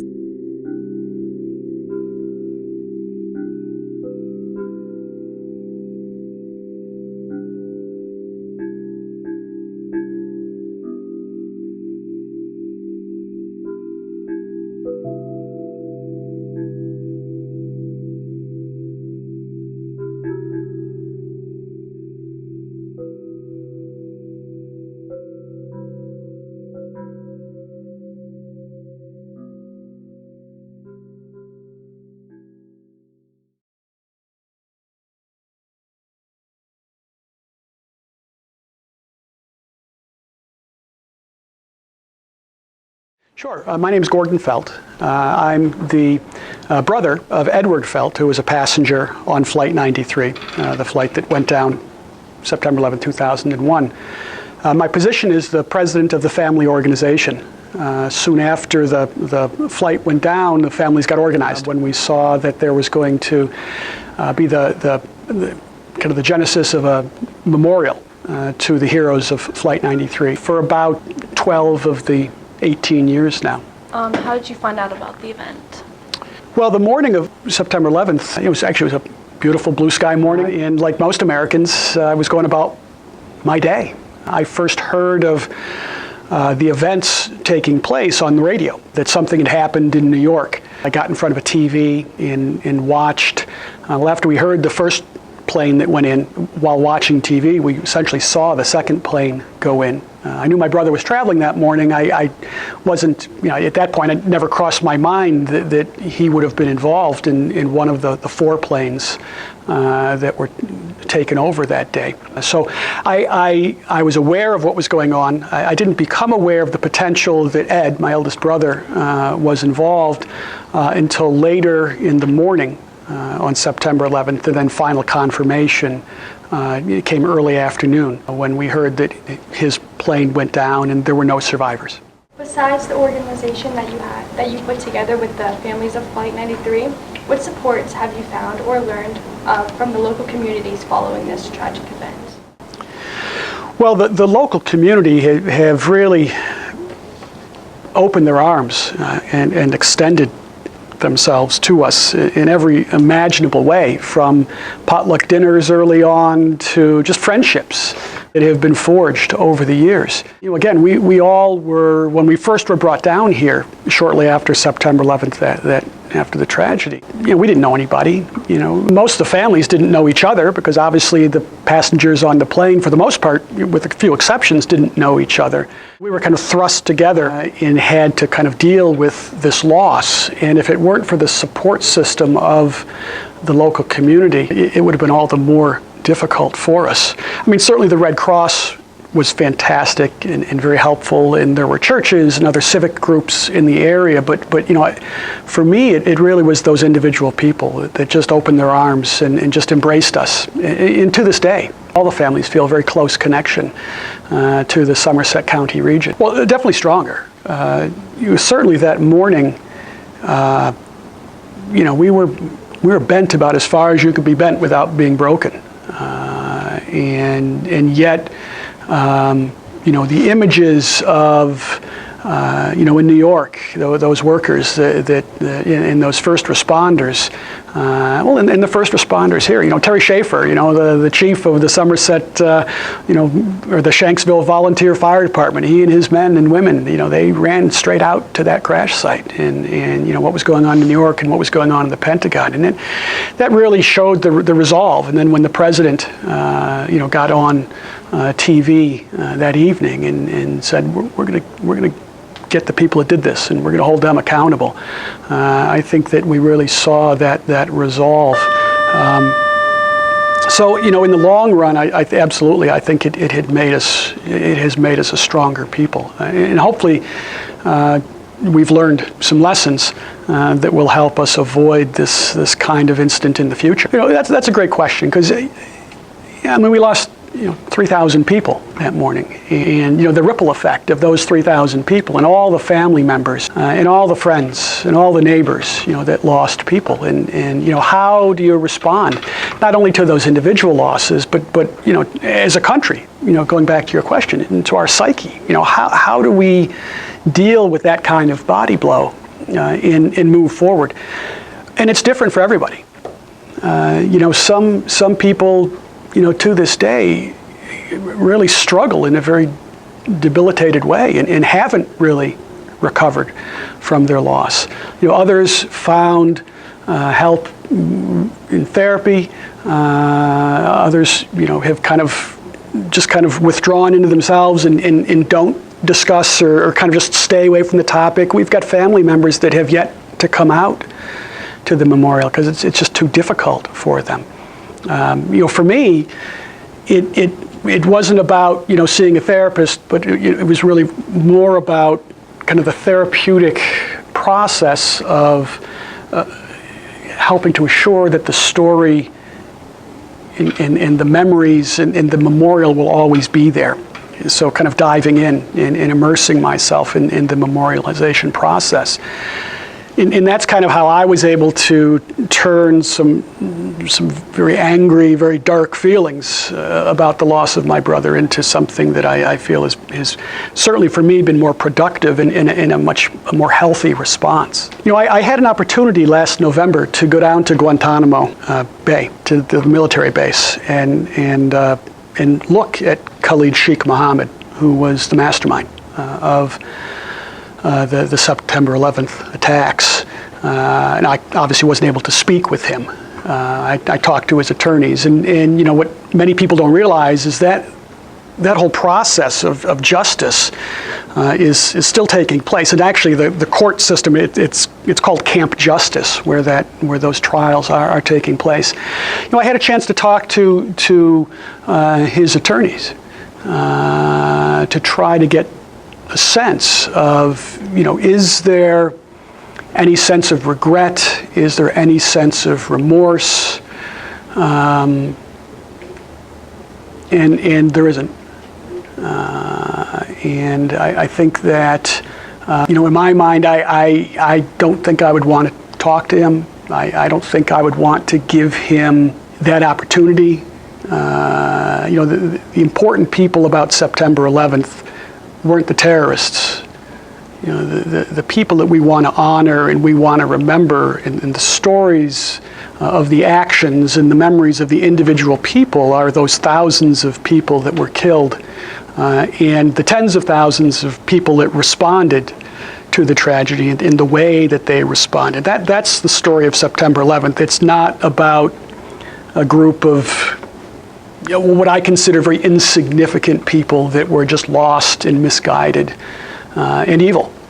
And I don't want to waste my time talking to them, talking about it, doing this, sharing the stories, raising the consciousness of the next generation, making sure that there's a place such as the Flight 93 National Memorial where generations of Americans and freedom-loving people from around the world will be able to go and will be able to learn the story of the day. And we've got to actively remember, and I've talked about that phrase for years now. And active remembrance isn't just on September 11th thinking about September 11th. Active remembrance is taking those lessons that we learned, preserving those memories and thinking about that every day of our lives so that we not only can honor those that were lost, but that we can learn those lessons, incorporate those lessons into our lives so that we can be better, so that we can be prepared, so that this never happens again. Well, that was again, that's back in that blurry time, that hazy kind of time period for most family members. But my first memory of the site actually took place before we got to the site. The first time they brought family members down, they put us up at Seven Springs. And at that point, the media was wonderful. They kind of just, hands off. They let us grieve. They let us kind of deal with the tragedy in our own way. They were providing us with information. We actually had to do DNA testing, so that they could identify remains. But then once the FBI released the site, then they put us on buses. And one of the most powerful images that to this day that I have of that time period was the moment as we were riding in buses over to the crash site, down these small country roads, and seeing firefighters and police officers standing at attention in the side of the road, to see kids waving flags as our buses went past. And that's probably the moment when I realized that this was much more than just the loss of my brother to me, or the loss of the 39 other passengers and crew members that perished on Flight 93. And that our loss was going to have to be shared with the nation because of their story, because of what they did. And that was the first time when it really became real to me that Ed was gone, that this tragedy had happened, and that we were going to be forced to respond in a very public way. And then when we got to the memorial, they took us to a hill kind of looking down on the crash site. And at that point, the FBI had just released the site. It was a crime scene. And actually, a lot of the material that they found and the evidence that they found at that crime scene enabled the FBI to figure this whole plot out and to kind of backtrack from credit cards, from just different things that they found. But when we got there was just a crater. It was a blackened kind of hole in the ground with and you could smell jet fuel, and you could smell charred trees, and so it was very raw, and it was very, it probably as you would expect when 40 people were brutally killed, on that site, and that's what you would expect. And what's wonderful now when you go out there, you see land that's been healed. You see the crash site, but it's wildflowers and the trees, the regrowth of the trees, and I think it's very symbolic as to our response. How the tragedy happened and while we'll never forget it, we're kind of slowly healing ourselves as we move forward, and I think it's a kind of a wonderful juxtaposition from that early memory of that just raw, violent tragedy to what we have now. Example of our loved ones. You know, in a time of crisis, they were able to work together very quickly to come up with a plan and execute that plan. And you know, they had 35 minutes. You know, we've had 18 years. We're almost done. Certainly what they were able to accomplish is far more than we ever will. But you know, through their example, we've been able to work together to this day in a very respectful way. And I think you see that playing out each year at these services because there are family members there, and there's, you know, all kinds of people represented. You're going to have the opportunity to hear from somebody who has a very busy schedule right now and was gracious enough to come to us. Thanks to Mr. Bunch helping out. And he's going to talk to you about his perspective and what happened that day and how he wants things to be remembered and things along those lines.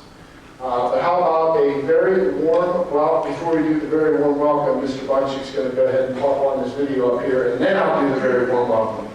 So, go ahead, Mr. Bunchik.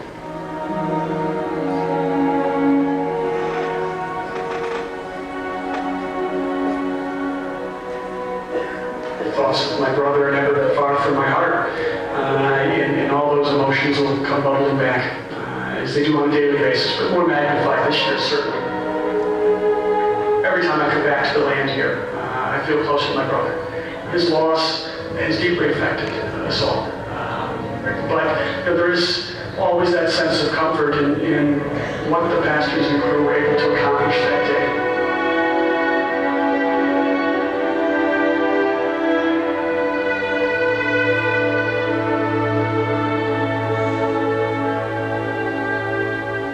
Those 40 individuals that we remember came together as one collective unit, and they discussed a response, fully aware of what was going on the ground in New York and in Washington. We know they prayed together. We know that they took a vote in a democratic fashion, and we know that they fought back. They weren't going to let others dictate the end terms of their lives. It was a victory on that day in some small measure. I am humbled by the scope of this memorial and how quickly it's come together once they began construction. And to have the first aspect of this memorial complete for the 10th anniversary, it is a milestone. We've worked very diligently over the last 10 years to find just the right design and secure the property and raise the funds from both the public and private sector, and it's happening.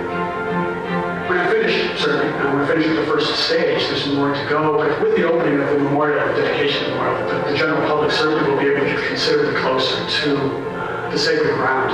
As family members, we have access to that sacred ground. We can get right up to a boulder that's been placed as a kind of pivotal focal point where the plane came down. Their loss perhaps saved hundreds if not thousands of people on the ground in Washington, D.C. And certainly as the 9/11 Commission determined most likely the Capitol building. I just started to think of the more intense impact that it would have had on our country if additional life was lost. And certainly one of the greatest symbols of our democracy was destroyed on September 11th, 2001. I think all the family members are incredibly proud of their loved ones, and I think that just as all the people in New York need to be proud of the people that lost their lives, and certainly the first responders that were willing to run into those buildings, and all the military personnel in Washington that acted so heroically on that day. As Americans, we should stand proud.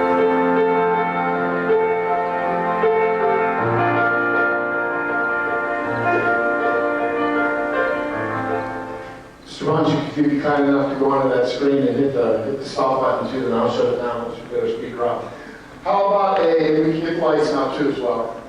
How about a warm Conemaugh Township welcome for Mr. Gordy Felt.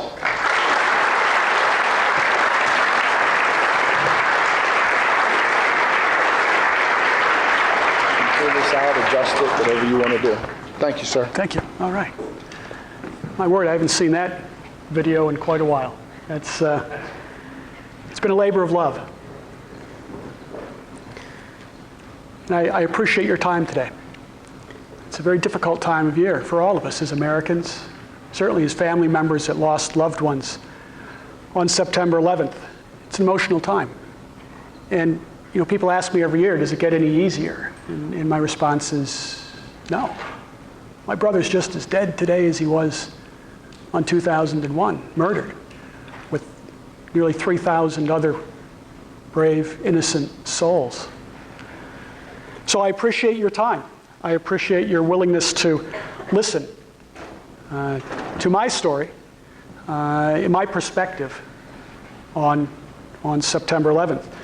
But before I start, I want to make sure I leave time for questions. So I'm going to set my phone here for time so we can make sure that you have a chance to ask questions. Because part of this process, it's a dialogue. I'm going to give you some perspective, but I want you to think about questions because I'll answer anything. I love talking. I love opportunities to meet with students, to share the information I've collected over the years to help clarify your history, the history of this region. It's been so special to my family and all of our families. So I'm going to start my timer. Let's do a 5, 4, 3, 2, 1, and I'll start the timer so we all know exactly the starting point for this presentation. So ready? 5, 4, 3, 2, 1. Okay, and we're off. Who am I? I'm a camp director. I'm a special educator. I'm a father. I'm a husband. I'm the youngest of 3 boys in my family. My mom's here today, Shirley Felt. She's joining us. I'm a traveler. Love to run. I actually have a track shirt that I was given for your school I will proudly wear. But really, I'm just a regular guy that was going about my life on the morning of September 11th, 2001, just as all of your teachers and a few of you were going about your lives that morning. The more important question is, who was Ed? And who was Joey? And who was Liz? And those other 37 heroes from Flight 93. Ed, my eldest brother, was a computer engineer. He was a father. He was a husband. He was the eldest of 3 boys in our family, a mentor to many. He was a holder of a number of patents for work that he did with computers. He was a passenger, seated in first class in Flight 93 on the morning of September 11th, 2001. He was just another regular, but very brilliant guy who was going about his life on September 11th, 2001. In the mornings he would wake up and he'd go downstairs and he'd have breakfast with his daughter. They'd read the Wall Street Journal together, and then he'd go off to work and she'd go off to school. On the morning of September 11th, 2001, they did that very same ritual. It was very special to them. They had breakfast, they read the paper. Ed jumped in a car service on his way to Newark Airport. That's it. That's the last we saw of him. That's the last time his daughter saw her father. She's married now. He wasn't at the wedding. She's got a child now who will never know his grandfather. He'll never know his grandchild. Our lives were deeply, deeply changed that morning. September 11th happened, and our country lost thousands of innocent individuals, including the 40 passengers and crew members on board Flight 93. 40 regular people going about their lives that morning. However, as we know, they chose to take action. And because of that, their heroism was revealed. I think we all can be heroes. We all are heroes deep inside.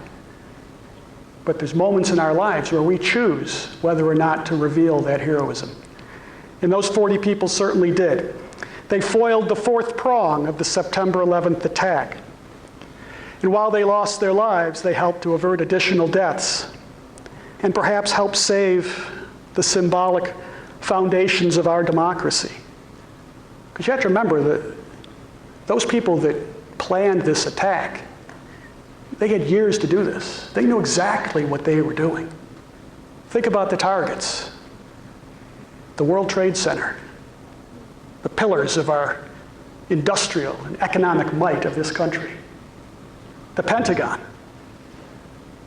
the most formidable military facility in the world. And Flight 93 was destined for the Capitol building, the symbol of what makes America great, our democracy, our ability for self-direction, to choose the course of our history. They wanted to take that building out. Now we know that the aftermath of September 11th, that afternoon, late that morning, we knew life was never going to be the same. We saw the Twin Towers collapsed in New York City. I don't know if any teachers recall seeing those buildings come down. It was like you were watching a movie. You couldn't believe it. And then you see flames and smoke billowing out of a section of the Pentagon. Imagine how our life would be different today if on top of those two tragedies, we saw that dome with the Statue of Liberty on top of the dome collapsed and in flames in Washington, D.C.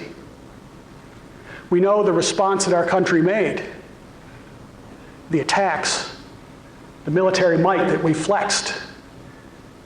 It terrifies me to think how much more might may have been flexed that would have dragged us into a world war that would have far more severely impacted our lives and those lives of other innocent people around the world that morning. Those that lost family members on September 11th, as well as those that were affected by the trauma of the day, thousands of people. We all grieve differently. Loss affects us all separately. I get asked, how have you coped? Is there any way that your families have found a path forward? And my response is, I know how I've gotten forward. And I've observed how other people have gotten forward, but it's different for each one of us.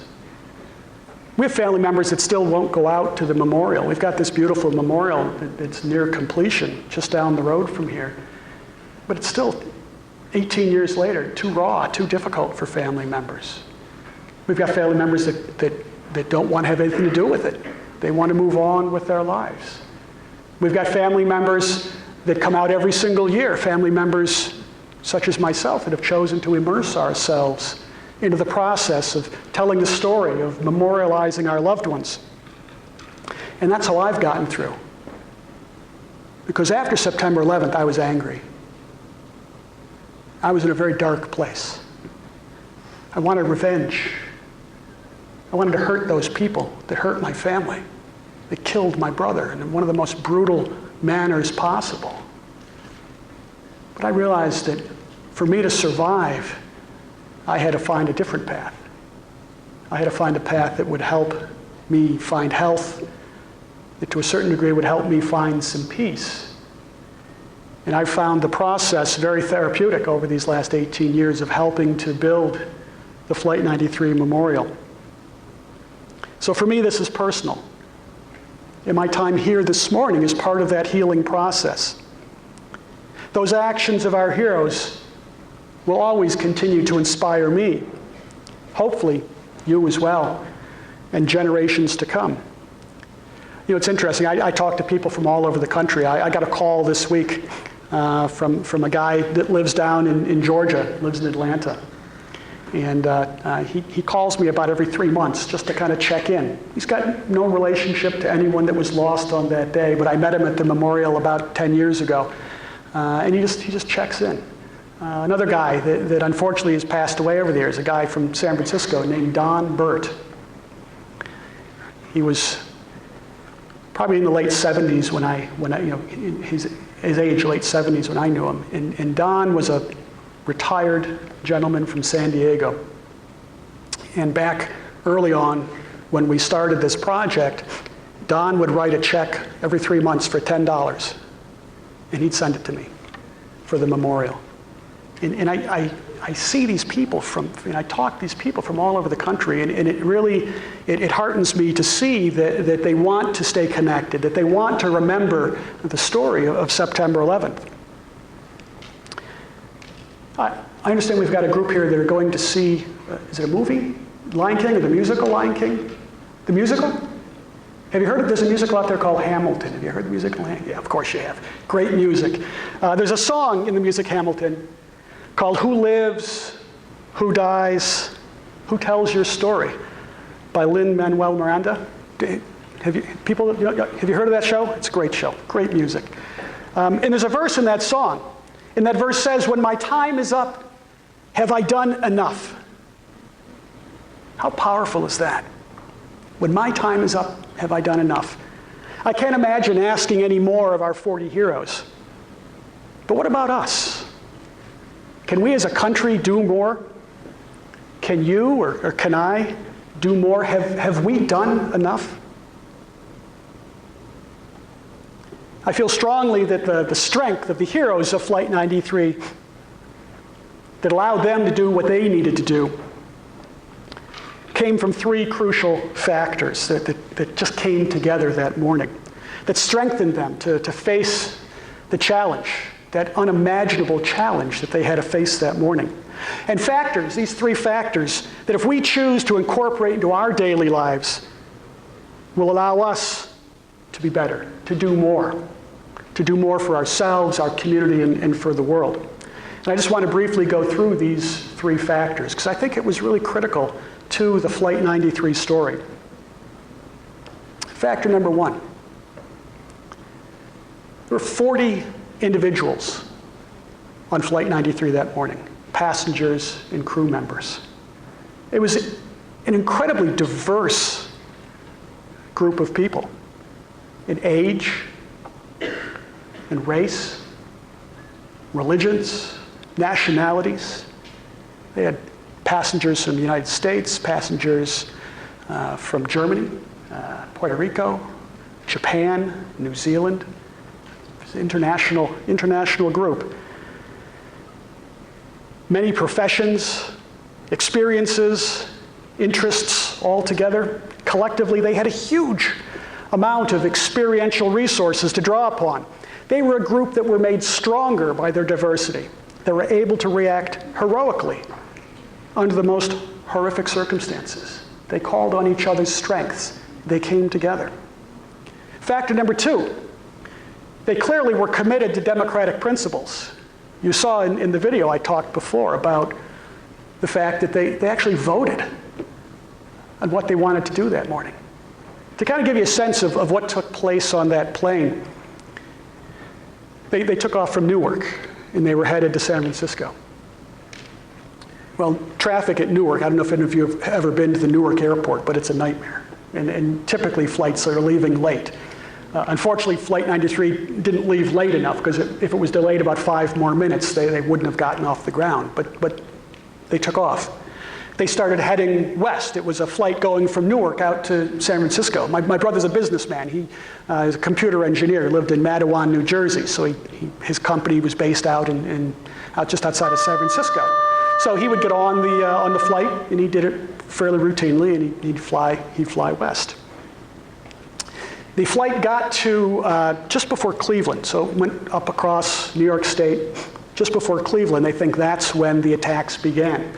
And they know that from the other 3 flights, that the ways that the attacks took place, there were 4 terrorists on Flight 93. There were 5 terrorists on the other 3 flights. And what happened is that the terrorists were positioned around the first class cabin strategically, so that there were 2 towards the back of first class that could kind of control the flow of passengers from first class back to the rest of the flight. There was someone that had been trained to be a pilot that sat towards the front of the first class cabin, and then they kind of had their muscle terrorists that were kind of in the middle. And what they did is they overwhelmed the cockpit They broke in, and you have to remember back then security was very different in airports and on airplanes. You could actually take knives onto planes as long as the blade was less than, I think, about 4 inches. You could have a pocket knife, which you certainly obviously can't do now. So what happened was the terrorists would break into the cockpit. They killed the pilot and the co-pilot, and then one of the terrorists would take over the flight. So for Flight 93, that took place just before the flight got to Cleveland. At that point, the flight made a U-turn basically and started heading straight to Washington. So the passengers in the first class cabin, after the terrorists had gotten into the cockpit, they actually killed one of the passengers that was in first class. And then they moved everyone else to the back of the plane. They're not really sure why there were only 4 terrorists on Flight 93, unlike 5 on the other flights. But that may have been one of the reasons that our loved ones were able to achieve what they were able to achieve that morning. As the terrorist began flying towards Washington, our loved ones were in the back, and they were able to begin to make some phone calls on the airphones that used to be on the back of the seats in planes. And they began to get information about what was taking place on the ground. They knew that the towers had been attacked. So they knew that this was not your standard hijacking. Before 9/11, what you were told to do in a hijacking was just sit quietly. The plane will land somewhere. Someone will negotiate, and you'll be released. Well, they knew that has changed dramatically, because now the planes are basically flying bombs with the intention of, taking down the Trade Center, the Pentagon, and then obviously we think the Capitol building. So the passengers knew they had to do something, and this is where the democratic principles come into play. We know from conversations that went from Flight 93 to the ground, to United service personnel, to family members, that the passengers were planning to fight. They were planning to take the plane back. We know that there were people boiling water. Some of the talents and some of that diversity on the plane, we had on Flight 93 retired police officers. C.C. Lyles, one of the flight attendants, she was a retired police officer from Miami. We know that we had a judo champion. We know we had a fish and wildlife game police officer that was on the flight. So we know that we had people on that flight that were trained to respond to emergencies. I don't know if you can ever be trained to respond to what they had to go through. But there were people there that were. So we know that they began to kind of formulate this plan. But then the interesting thing is we know that they took a vote. Imagine that. In the midst of this hijacking, you form a plan and say, well, look, we're not going to do anything until we decide if we're going to do this together. They prayed, they voted, they decided to fight. In a time under such pressure, that just astounds me. And that brings me to the third factor. And this is, I think, what makes them stand apart. They're willing to make the tough decision. Faced with overwhelming odds, the 40 passengers and crew members, they could have sat back and let others dictate how their lives would end. That would have been the easy thing to do. But sometimes that's not the right thing to do. Do what's right, not what's easy. So they voted and they fought. They said no. And as a matter of fact, we're coming for you. And we know they charged down that central line of that central aisle in the plane. And we know that they overcame at least one of the terrorists that was standing guard outside that door. And we know they fought for their lives to break through that door. We had one of the passengers was a former pilot. And the theory being was if they could have broken through that door, reclaimed control of that plane, They could have had that passenger take over and be talked through how to land that plane. At the time, I have no doubt that those 40, they weren't thinking about, let's be heroes today. They were thinking about, I want to get home to my loved ones. I want to have breakfast with my daughter. I want to see my grandkids. That's what they were thinking about. That's where courage comes from. It comes from the heart. It's all about family. It's about love. That's what they were going through that morning. So I strongly think that we can use these lessons, put these lessons into action that we saw on display September 11th to motivate us to be better, to respect each other, to understand and embrace the fact that we all have value in our community, to understand that respecting each other means that we have to listen to each other and allow for input from all of those that want to and have interest in the decision-making process. And most importantly, we've got to understand that if we see or if we witness something that doesn't seem right, or someone that isn't being treated with respect, we shouldn't wait for someone else to step up. We need to speak out. We need to let somebody know. We need to educate people so we can better understand each other. Now, I absolutely am not advocating violence by any means. Please don't get my message wrong. The passengers and crew of Flight 93, they had no choice. We're lucky. We've got all kinds of choices that we can make to help this be a better world. But we've got to be willing to do what's right, not what's easy. Now you're lucky. You've got your whole lives ahead of you and the opportunity to be better, to help our country be better. And there's no magical time to start that process. You can't think, well, when I turn 21, that's when I become an adult, that's when I'm going to start making these tough decisions. Now's the time to start developing that character. Reveal your character. Reveal your heroism now. Get in the habit of making those good decisions. Keep September 11th in your hearts year-round, not just on the day. And let the example and inspiration of the heroes of Flight 93 guide you in your life's work. Because you want to be able to ask yourself, when your time is up, will you have done enough? And I hope you will have. Now that's all I have for now, but I certainly, one of the aspects of these types of programs that I enjoy the most is just taking questions. Taking questions about September 11th. I've seen a lot over the years. I've lived some extraordinary experiences that I wish to God I never had to experience. But under the circumstances, I've seen a bit. And I'm happy to talk about that. I'm happy to answer any and all questions that you might have. So, many of you in your social studies classes had the opportunity to sit down and write questions down. And as Mr. Bunchik and I looked at those, there were some incredible questions. Some of the senior classmates, you're going to see those questions in the video that Mr. Plummer's kids in our video production classes made. But if anybody has a question, it's a learning experience here for you right now.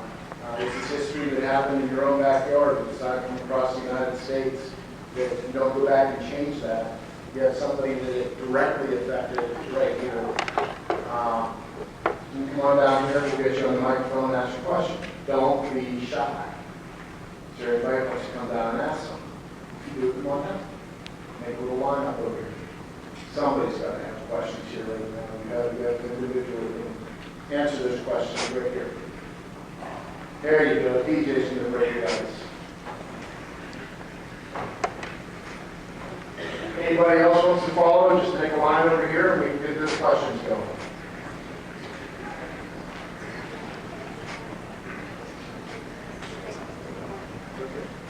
So, how are you informed about what happened that day? How did I find out? Yeah.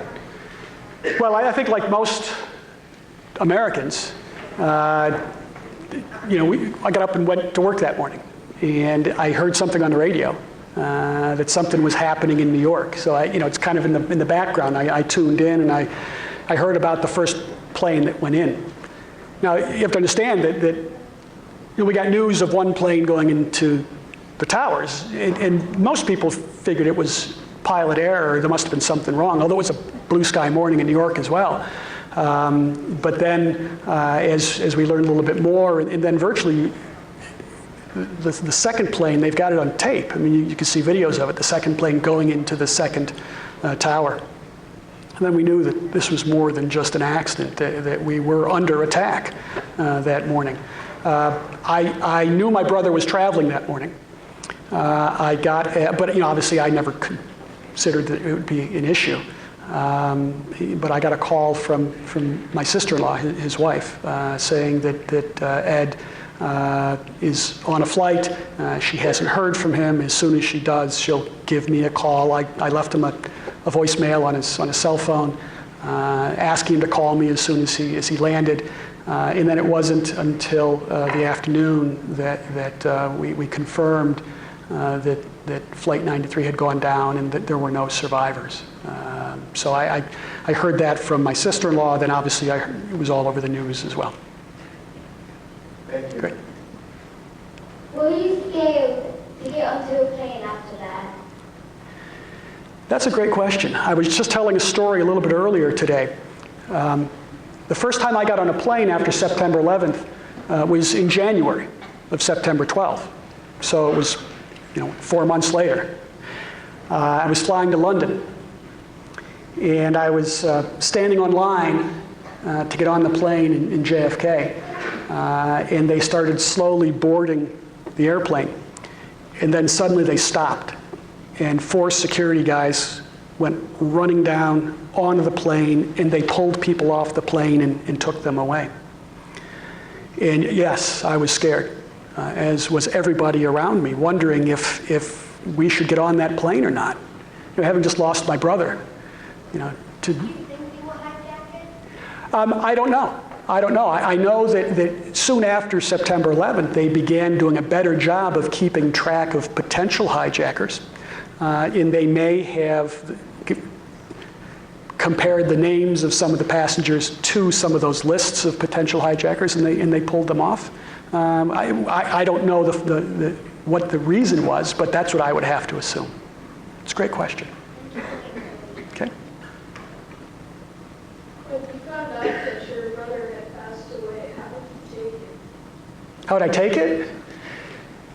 Those early days, there was so many emotions that I think many of us went through. What I remember most to start with was just numbness. Sometimes when you're young and you've never experienced losing a close family member, you don't know how to feel. It's kind of a weird feeling. How should you react? And it was almost like that for me. I mean, my brother was murdered. So and yet I had no feelings because I still was, I think, in shock. And it wasn't for a few days, may even have been a few weeks before the anger, the frustration kind of worked its way in. But then through that anger and frustration, as I learned more about the story of Flight 93, a sense of pride. I was proud of my brother and those 39 other people in what they did that day. So that kind of tempered some of those negative feelings for me. Yeah. World Trade Center. Why wouldn't they target another important building? Well, the World Trade Center, I guess I'm a New Yorker, born and bred, not in New York City, but in New York State. And I think most New Yorkers feel that Manhattan is kind of the center of the world, when it comes to economic power. Now, I'm sure there's people that would disagree with us, but symbolically, the Twin Towers, the World Trade Center, the 2 tallest buildings in the United States, although were they at that time, or was the Sears Tower built? But they were very symbolic towers that really represented the economic strength, business strength of this country. And I think that they were looking for symbolic targets. So they had the military Pentagon building, the business, the economic strength through the World Trade Center, and then the government, the democracy, the freedom of our country, which is represented through the Capitol building. So it was all about symbolism. They're not sure if they chose the date, September 11th, 9/11. They don't know if that was just a coincidence that September 11th was 9/11, or if that was just the day that was planned. They were never really able to prove if that was just another piece of the symbolism. But the more you learn about September 11th, you learn that the plan had a number of different symbolic factors built in. Great. What time did the people in school get out when 9/11 happened? Well, it was different with every school. And we heard the story about the school here where parents were lined up to try to get their kids out. As a parent, the most important thing to you as a parent are your children. And you want to keep your children safe. And the reaction for many families was, I've got to get my kids. Parents went to school, they took their kids out, although I've got friends that are teachers in Manhattan, and they closed Manhattan down. You couldn't get on the island of Manhattan, you couldn't get off the island of Manhattan. So there were kids that lived off the island of Manhattan that couldn't get home. And there were teachers that stayed in schools overnight, kids going home to friends' houses in the city. So they weren't able to actually be reunited with their parents until the next day. And then actually I remember being in New York, it was just a couple weeks after September 11th, and I was in Manhattan, and they had an airplane, another crash that took place, and they thought it was another attack, and they shut the whole island of Manhattan down again. And that was, for all those people that had been traumatized in New York, to suddenly have a potential next attack taking place so shortly was significantly traumatic for many people. To be specific, in Conemaugh Township, if I can remember the day correctly, I think we had people here as early as 10 o'clock, 10:05. And one of the significant parts about that, when I say 10 o'clock or 10:05, did Flight 93 officially go down by 10 o'clock? 10:05, yes. Flight 93, the hijacking started at 9:28. That's with the cockpit intrusion. And the actual flight came down at 10:03.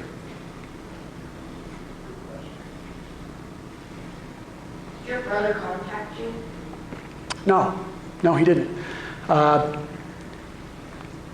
There were a number of phone calls that were made from Flight 93 to family members, phone calls that were made to the United Airlines Service Center.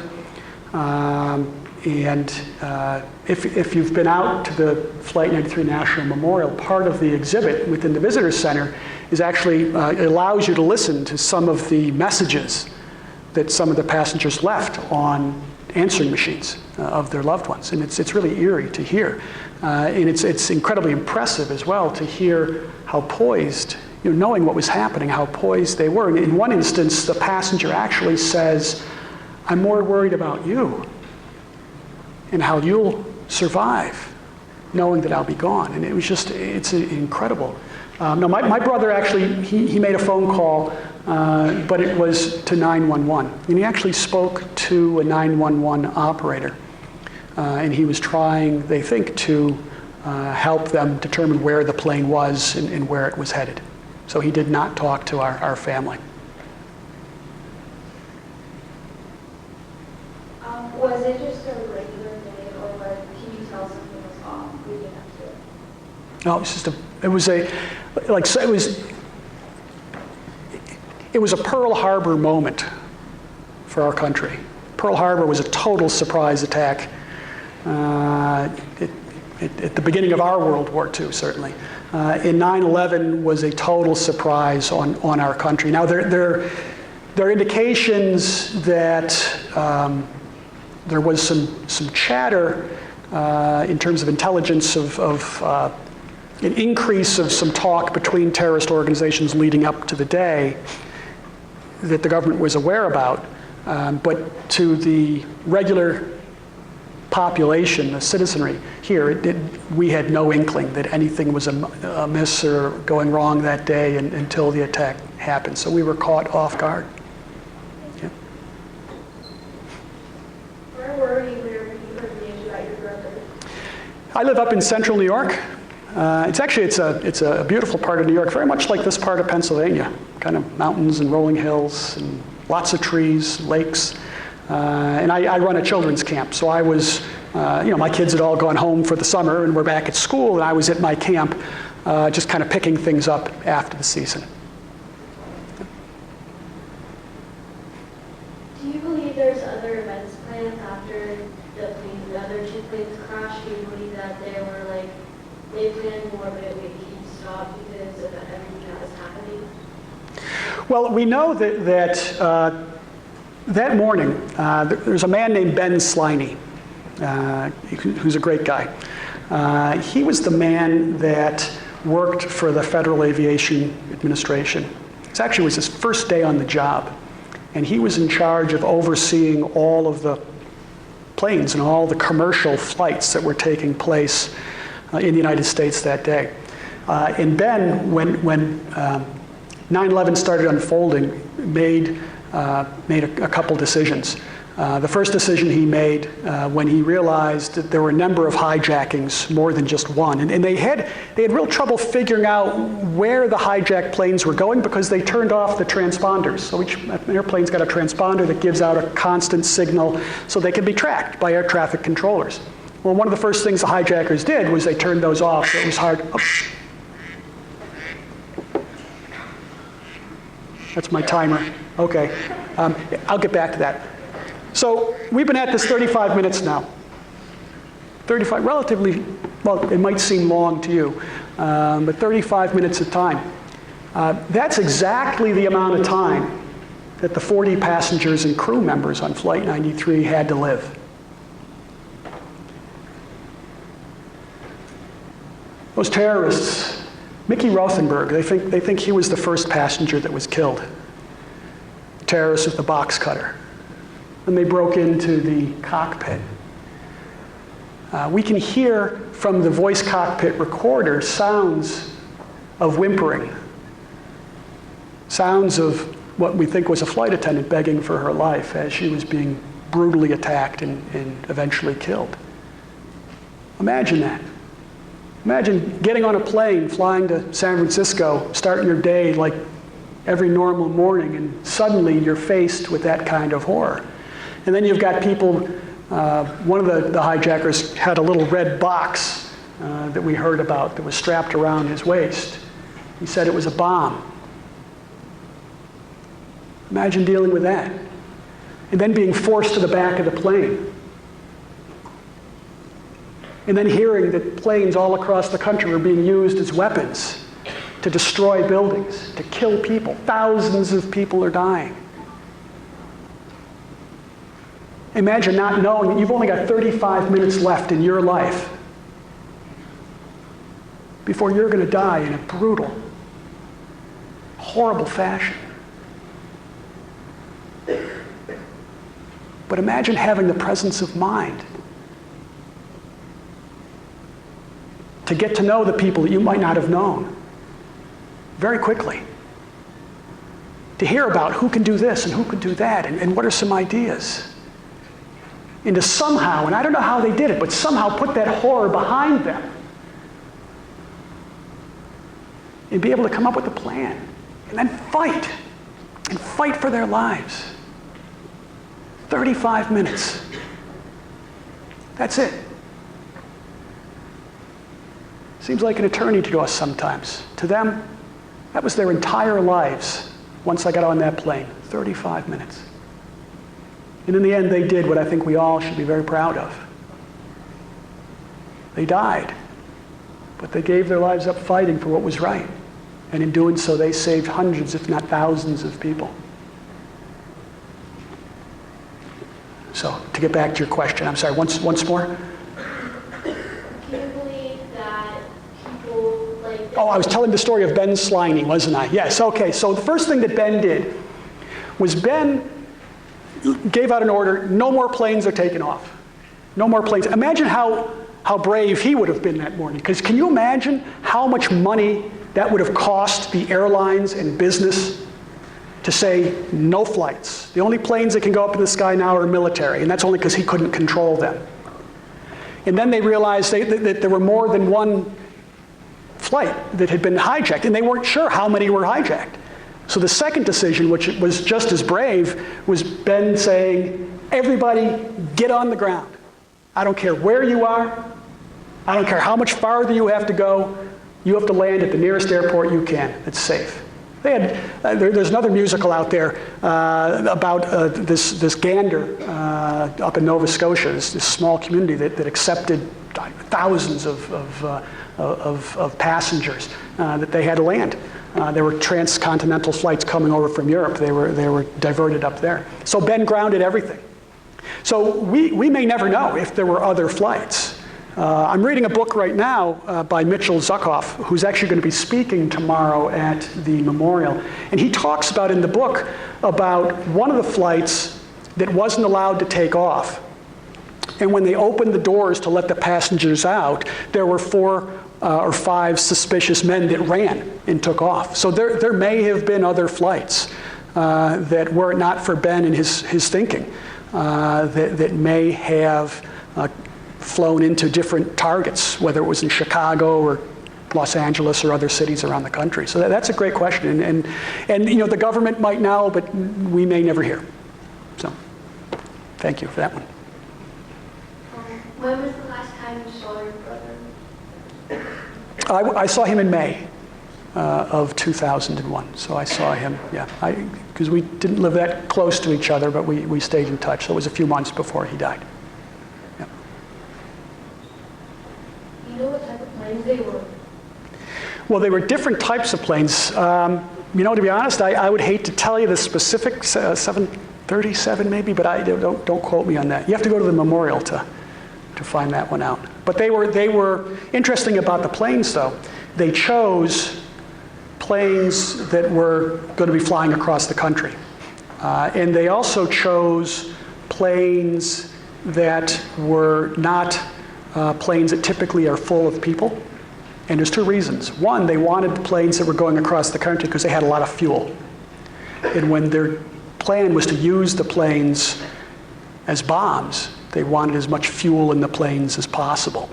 And that's part of the reason that they think that helped collapse the World Trade Center, it was the intense heat of that explosion through that fuel that helped to superheat the infrastructure of the Trade Center that brought it down. And then they wanted flights that didn't have a lot of passengers on them because it would be easier for the hijackers to control the passengers if there were only 40 as opposed to 150 that could have been on the plane. Great. Do you remember the last conversation you had with your brother? You know, it's sad to say it's been 18 years. In that last conversation, I mean, if I knew it was going to be my last conversation, I certainly probably would. But you know, to be honest with you, no, I don't. I wish I did. Yeah. You know, it's funny. You think about you know, when I hug my kids and I tell my kids I love them, I think about my brother. And I'll bet that, well, I think we all wish we would have told him we loved him more, because you never know. Yeah. Great. Well, there were 2 other questions that were brought up by the students in various classes on Thursday or Friday that weren't we asked here now, were asked you earlier, and I thought you had some unique answers to those. If you could say or ask one thing to the person who arranged the attack, what would you say? Well, as I said earlier, the mastermind of the Flight 93, I'm sorry, of 9/11. You know, people talk about Osama bin Laden, but he wasn't the mastermind. He gave the approval for the attacks to take place, but the name of the man that was the chief planner was a man named Khalid Sheikh Mohammed, who we currently have in prison at Guantanamo Bay in Cuba on a military base. I had the opportunity last November to go to Guantanamo to observe the trials. Right now, Khalid Sheikh Mohammed, or KSM as they call him, is on trial with 4 other defendants for crimes that they committed against our country and against humanity.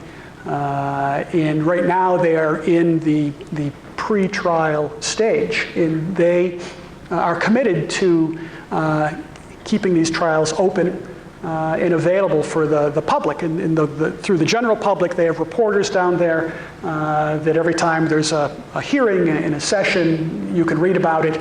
But they also bring down up to 10 family members to Guantanamo Bay every time they have hearings. And I had the opportunity to go down last November because I wanted to see this man.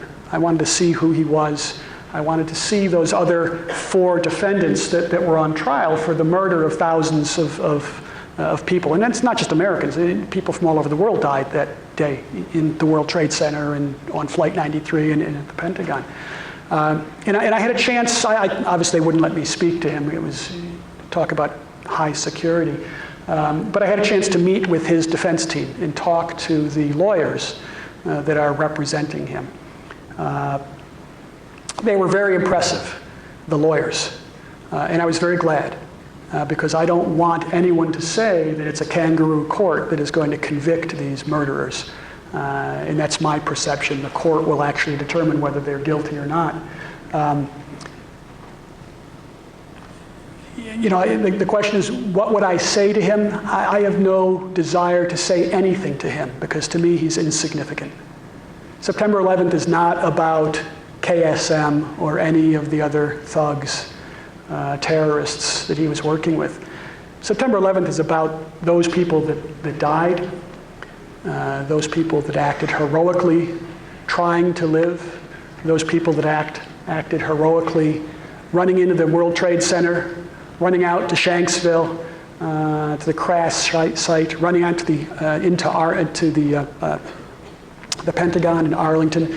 That's the story that we need to remember, not the story of the perpetrators of the crime.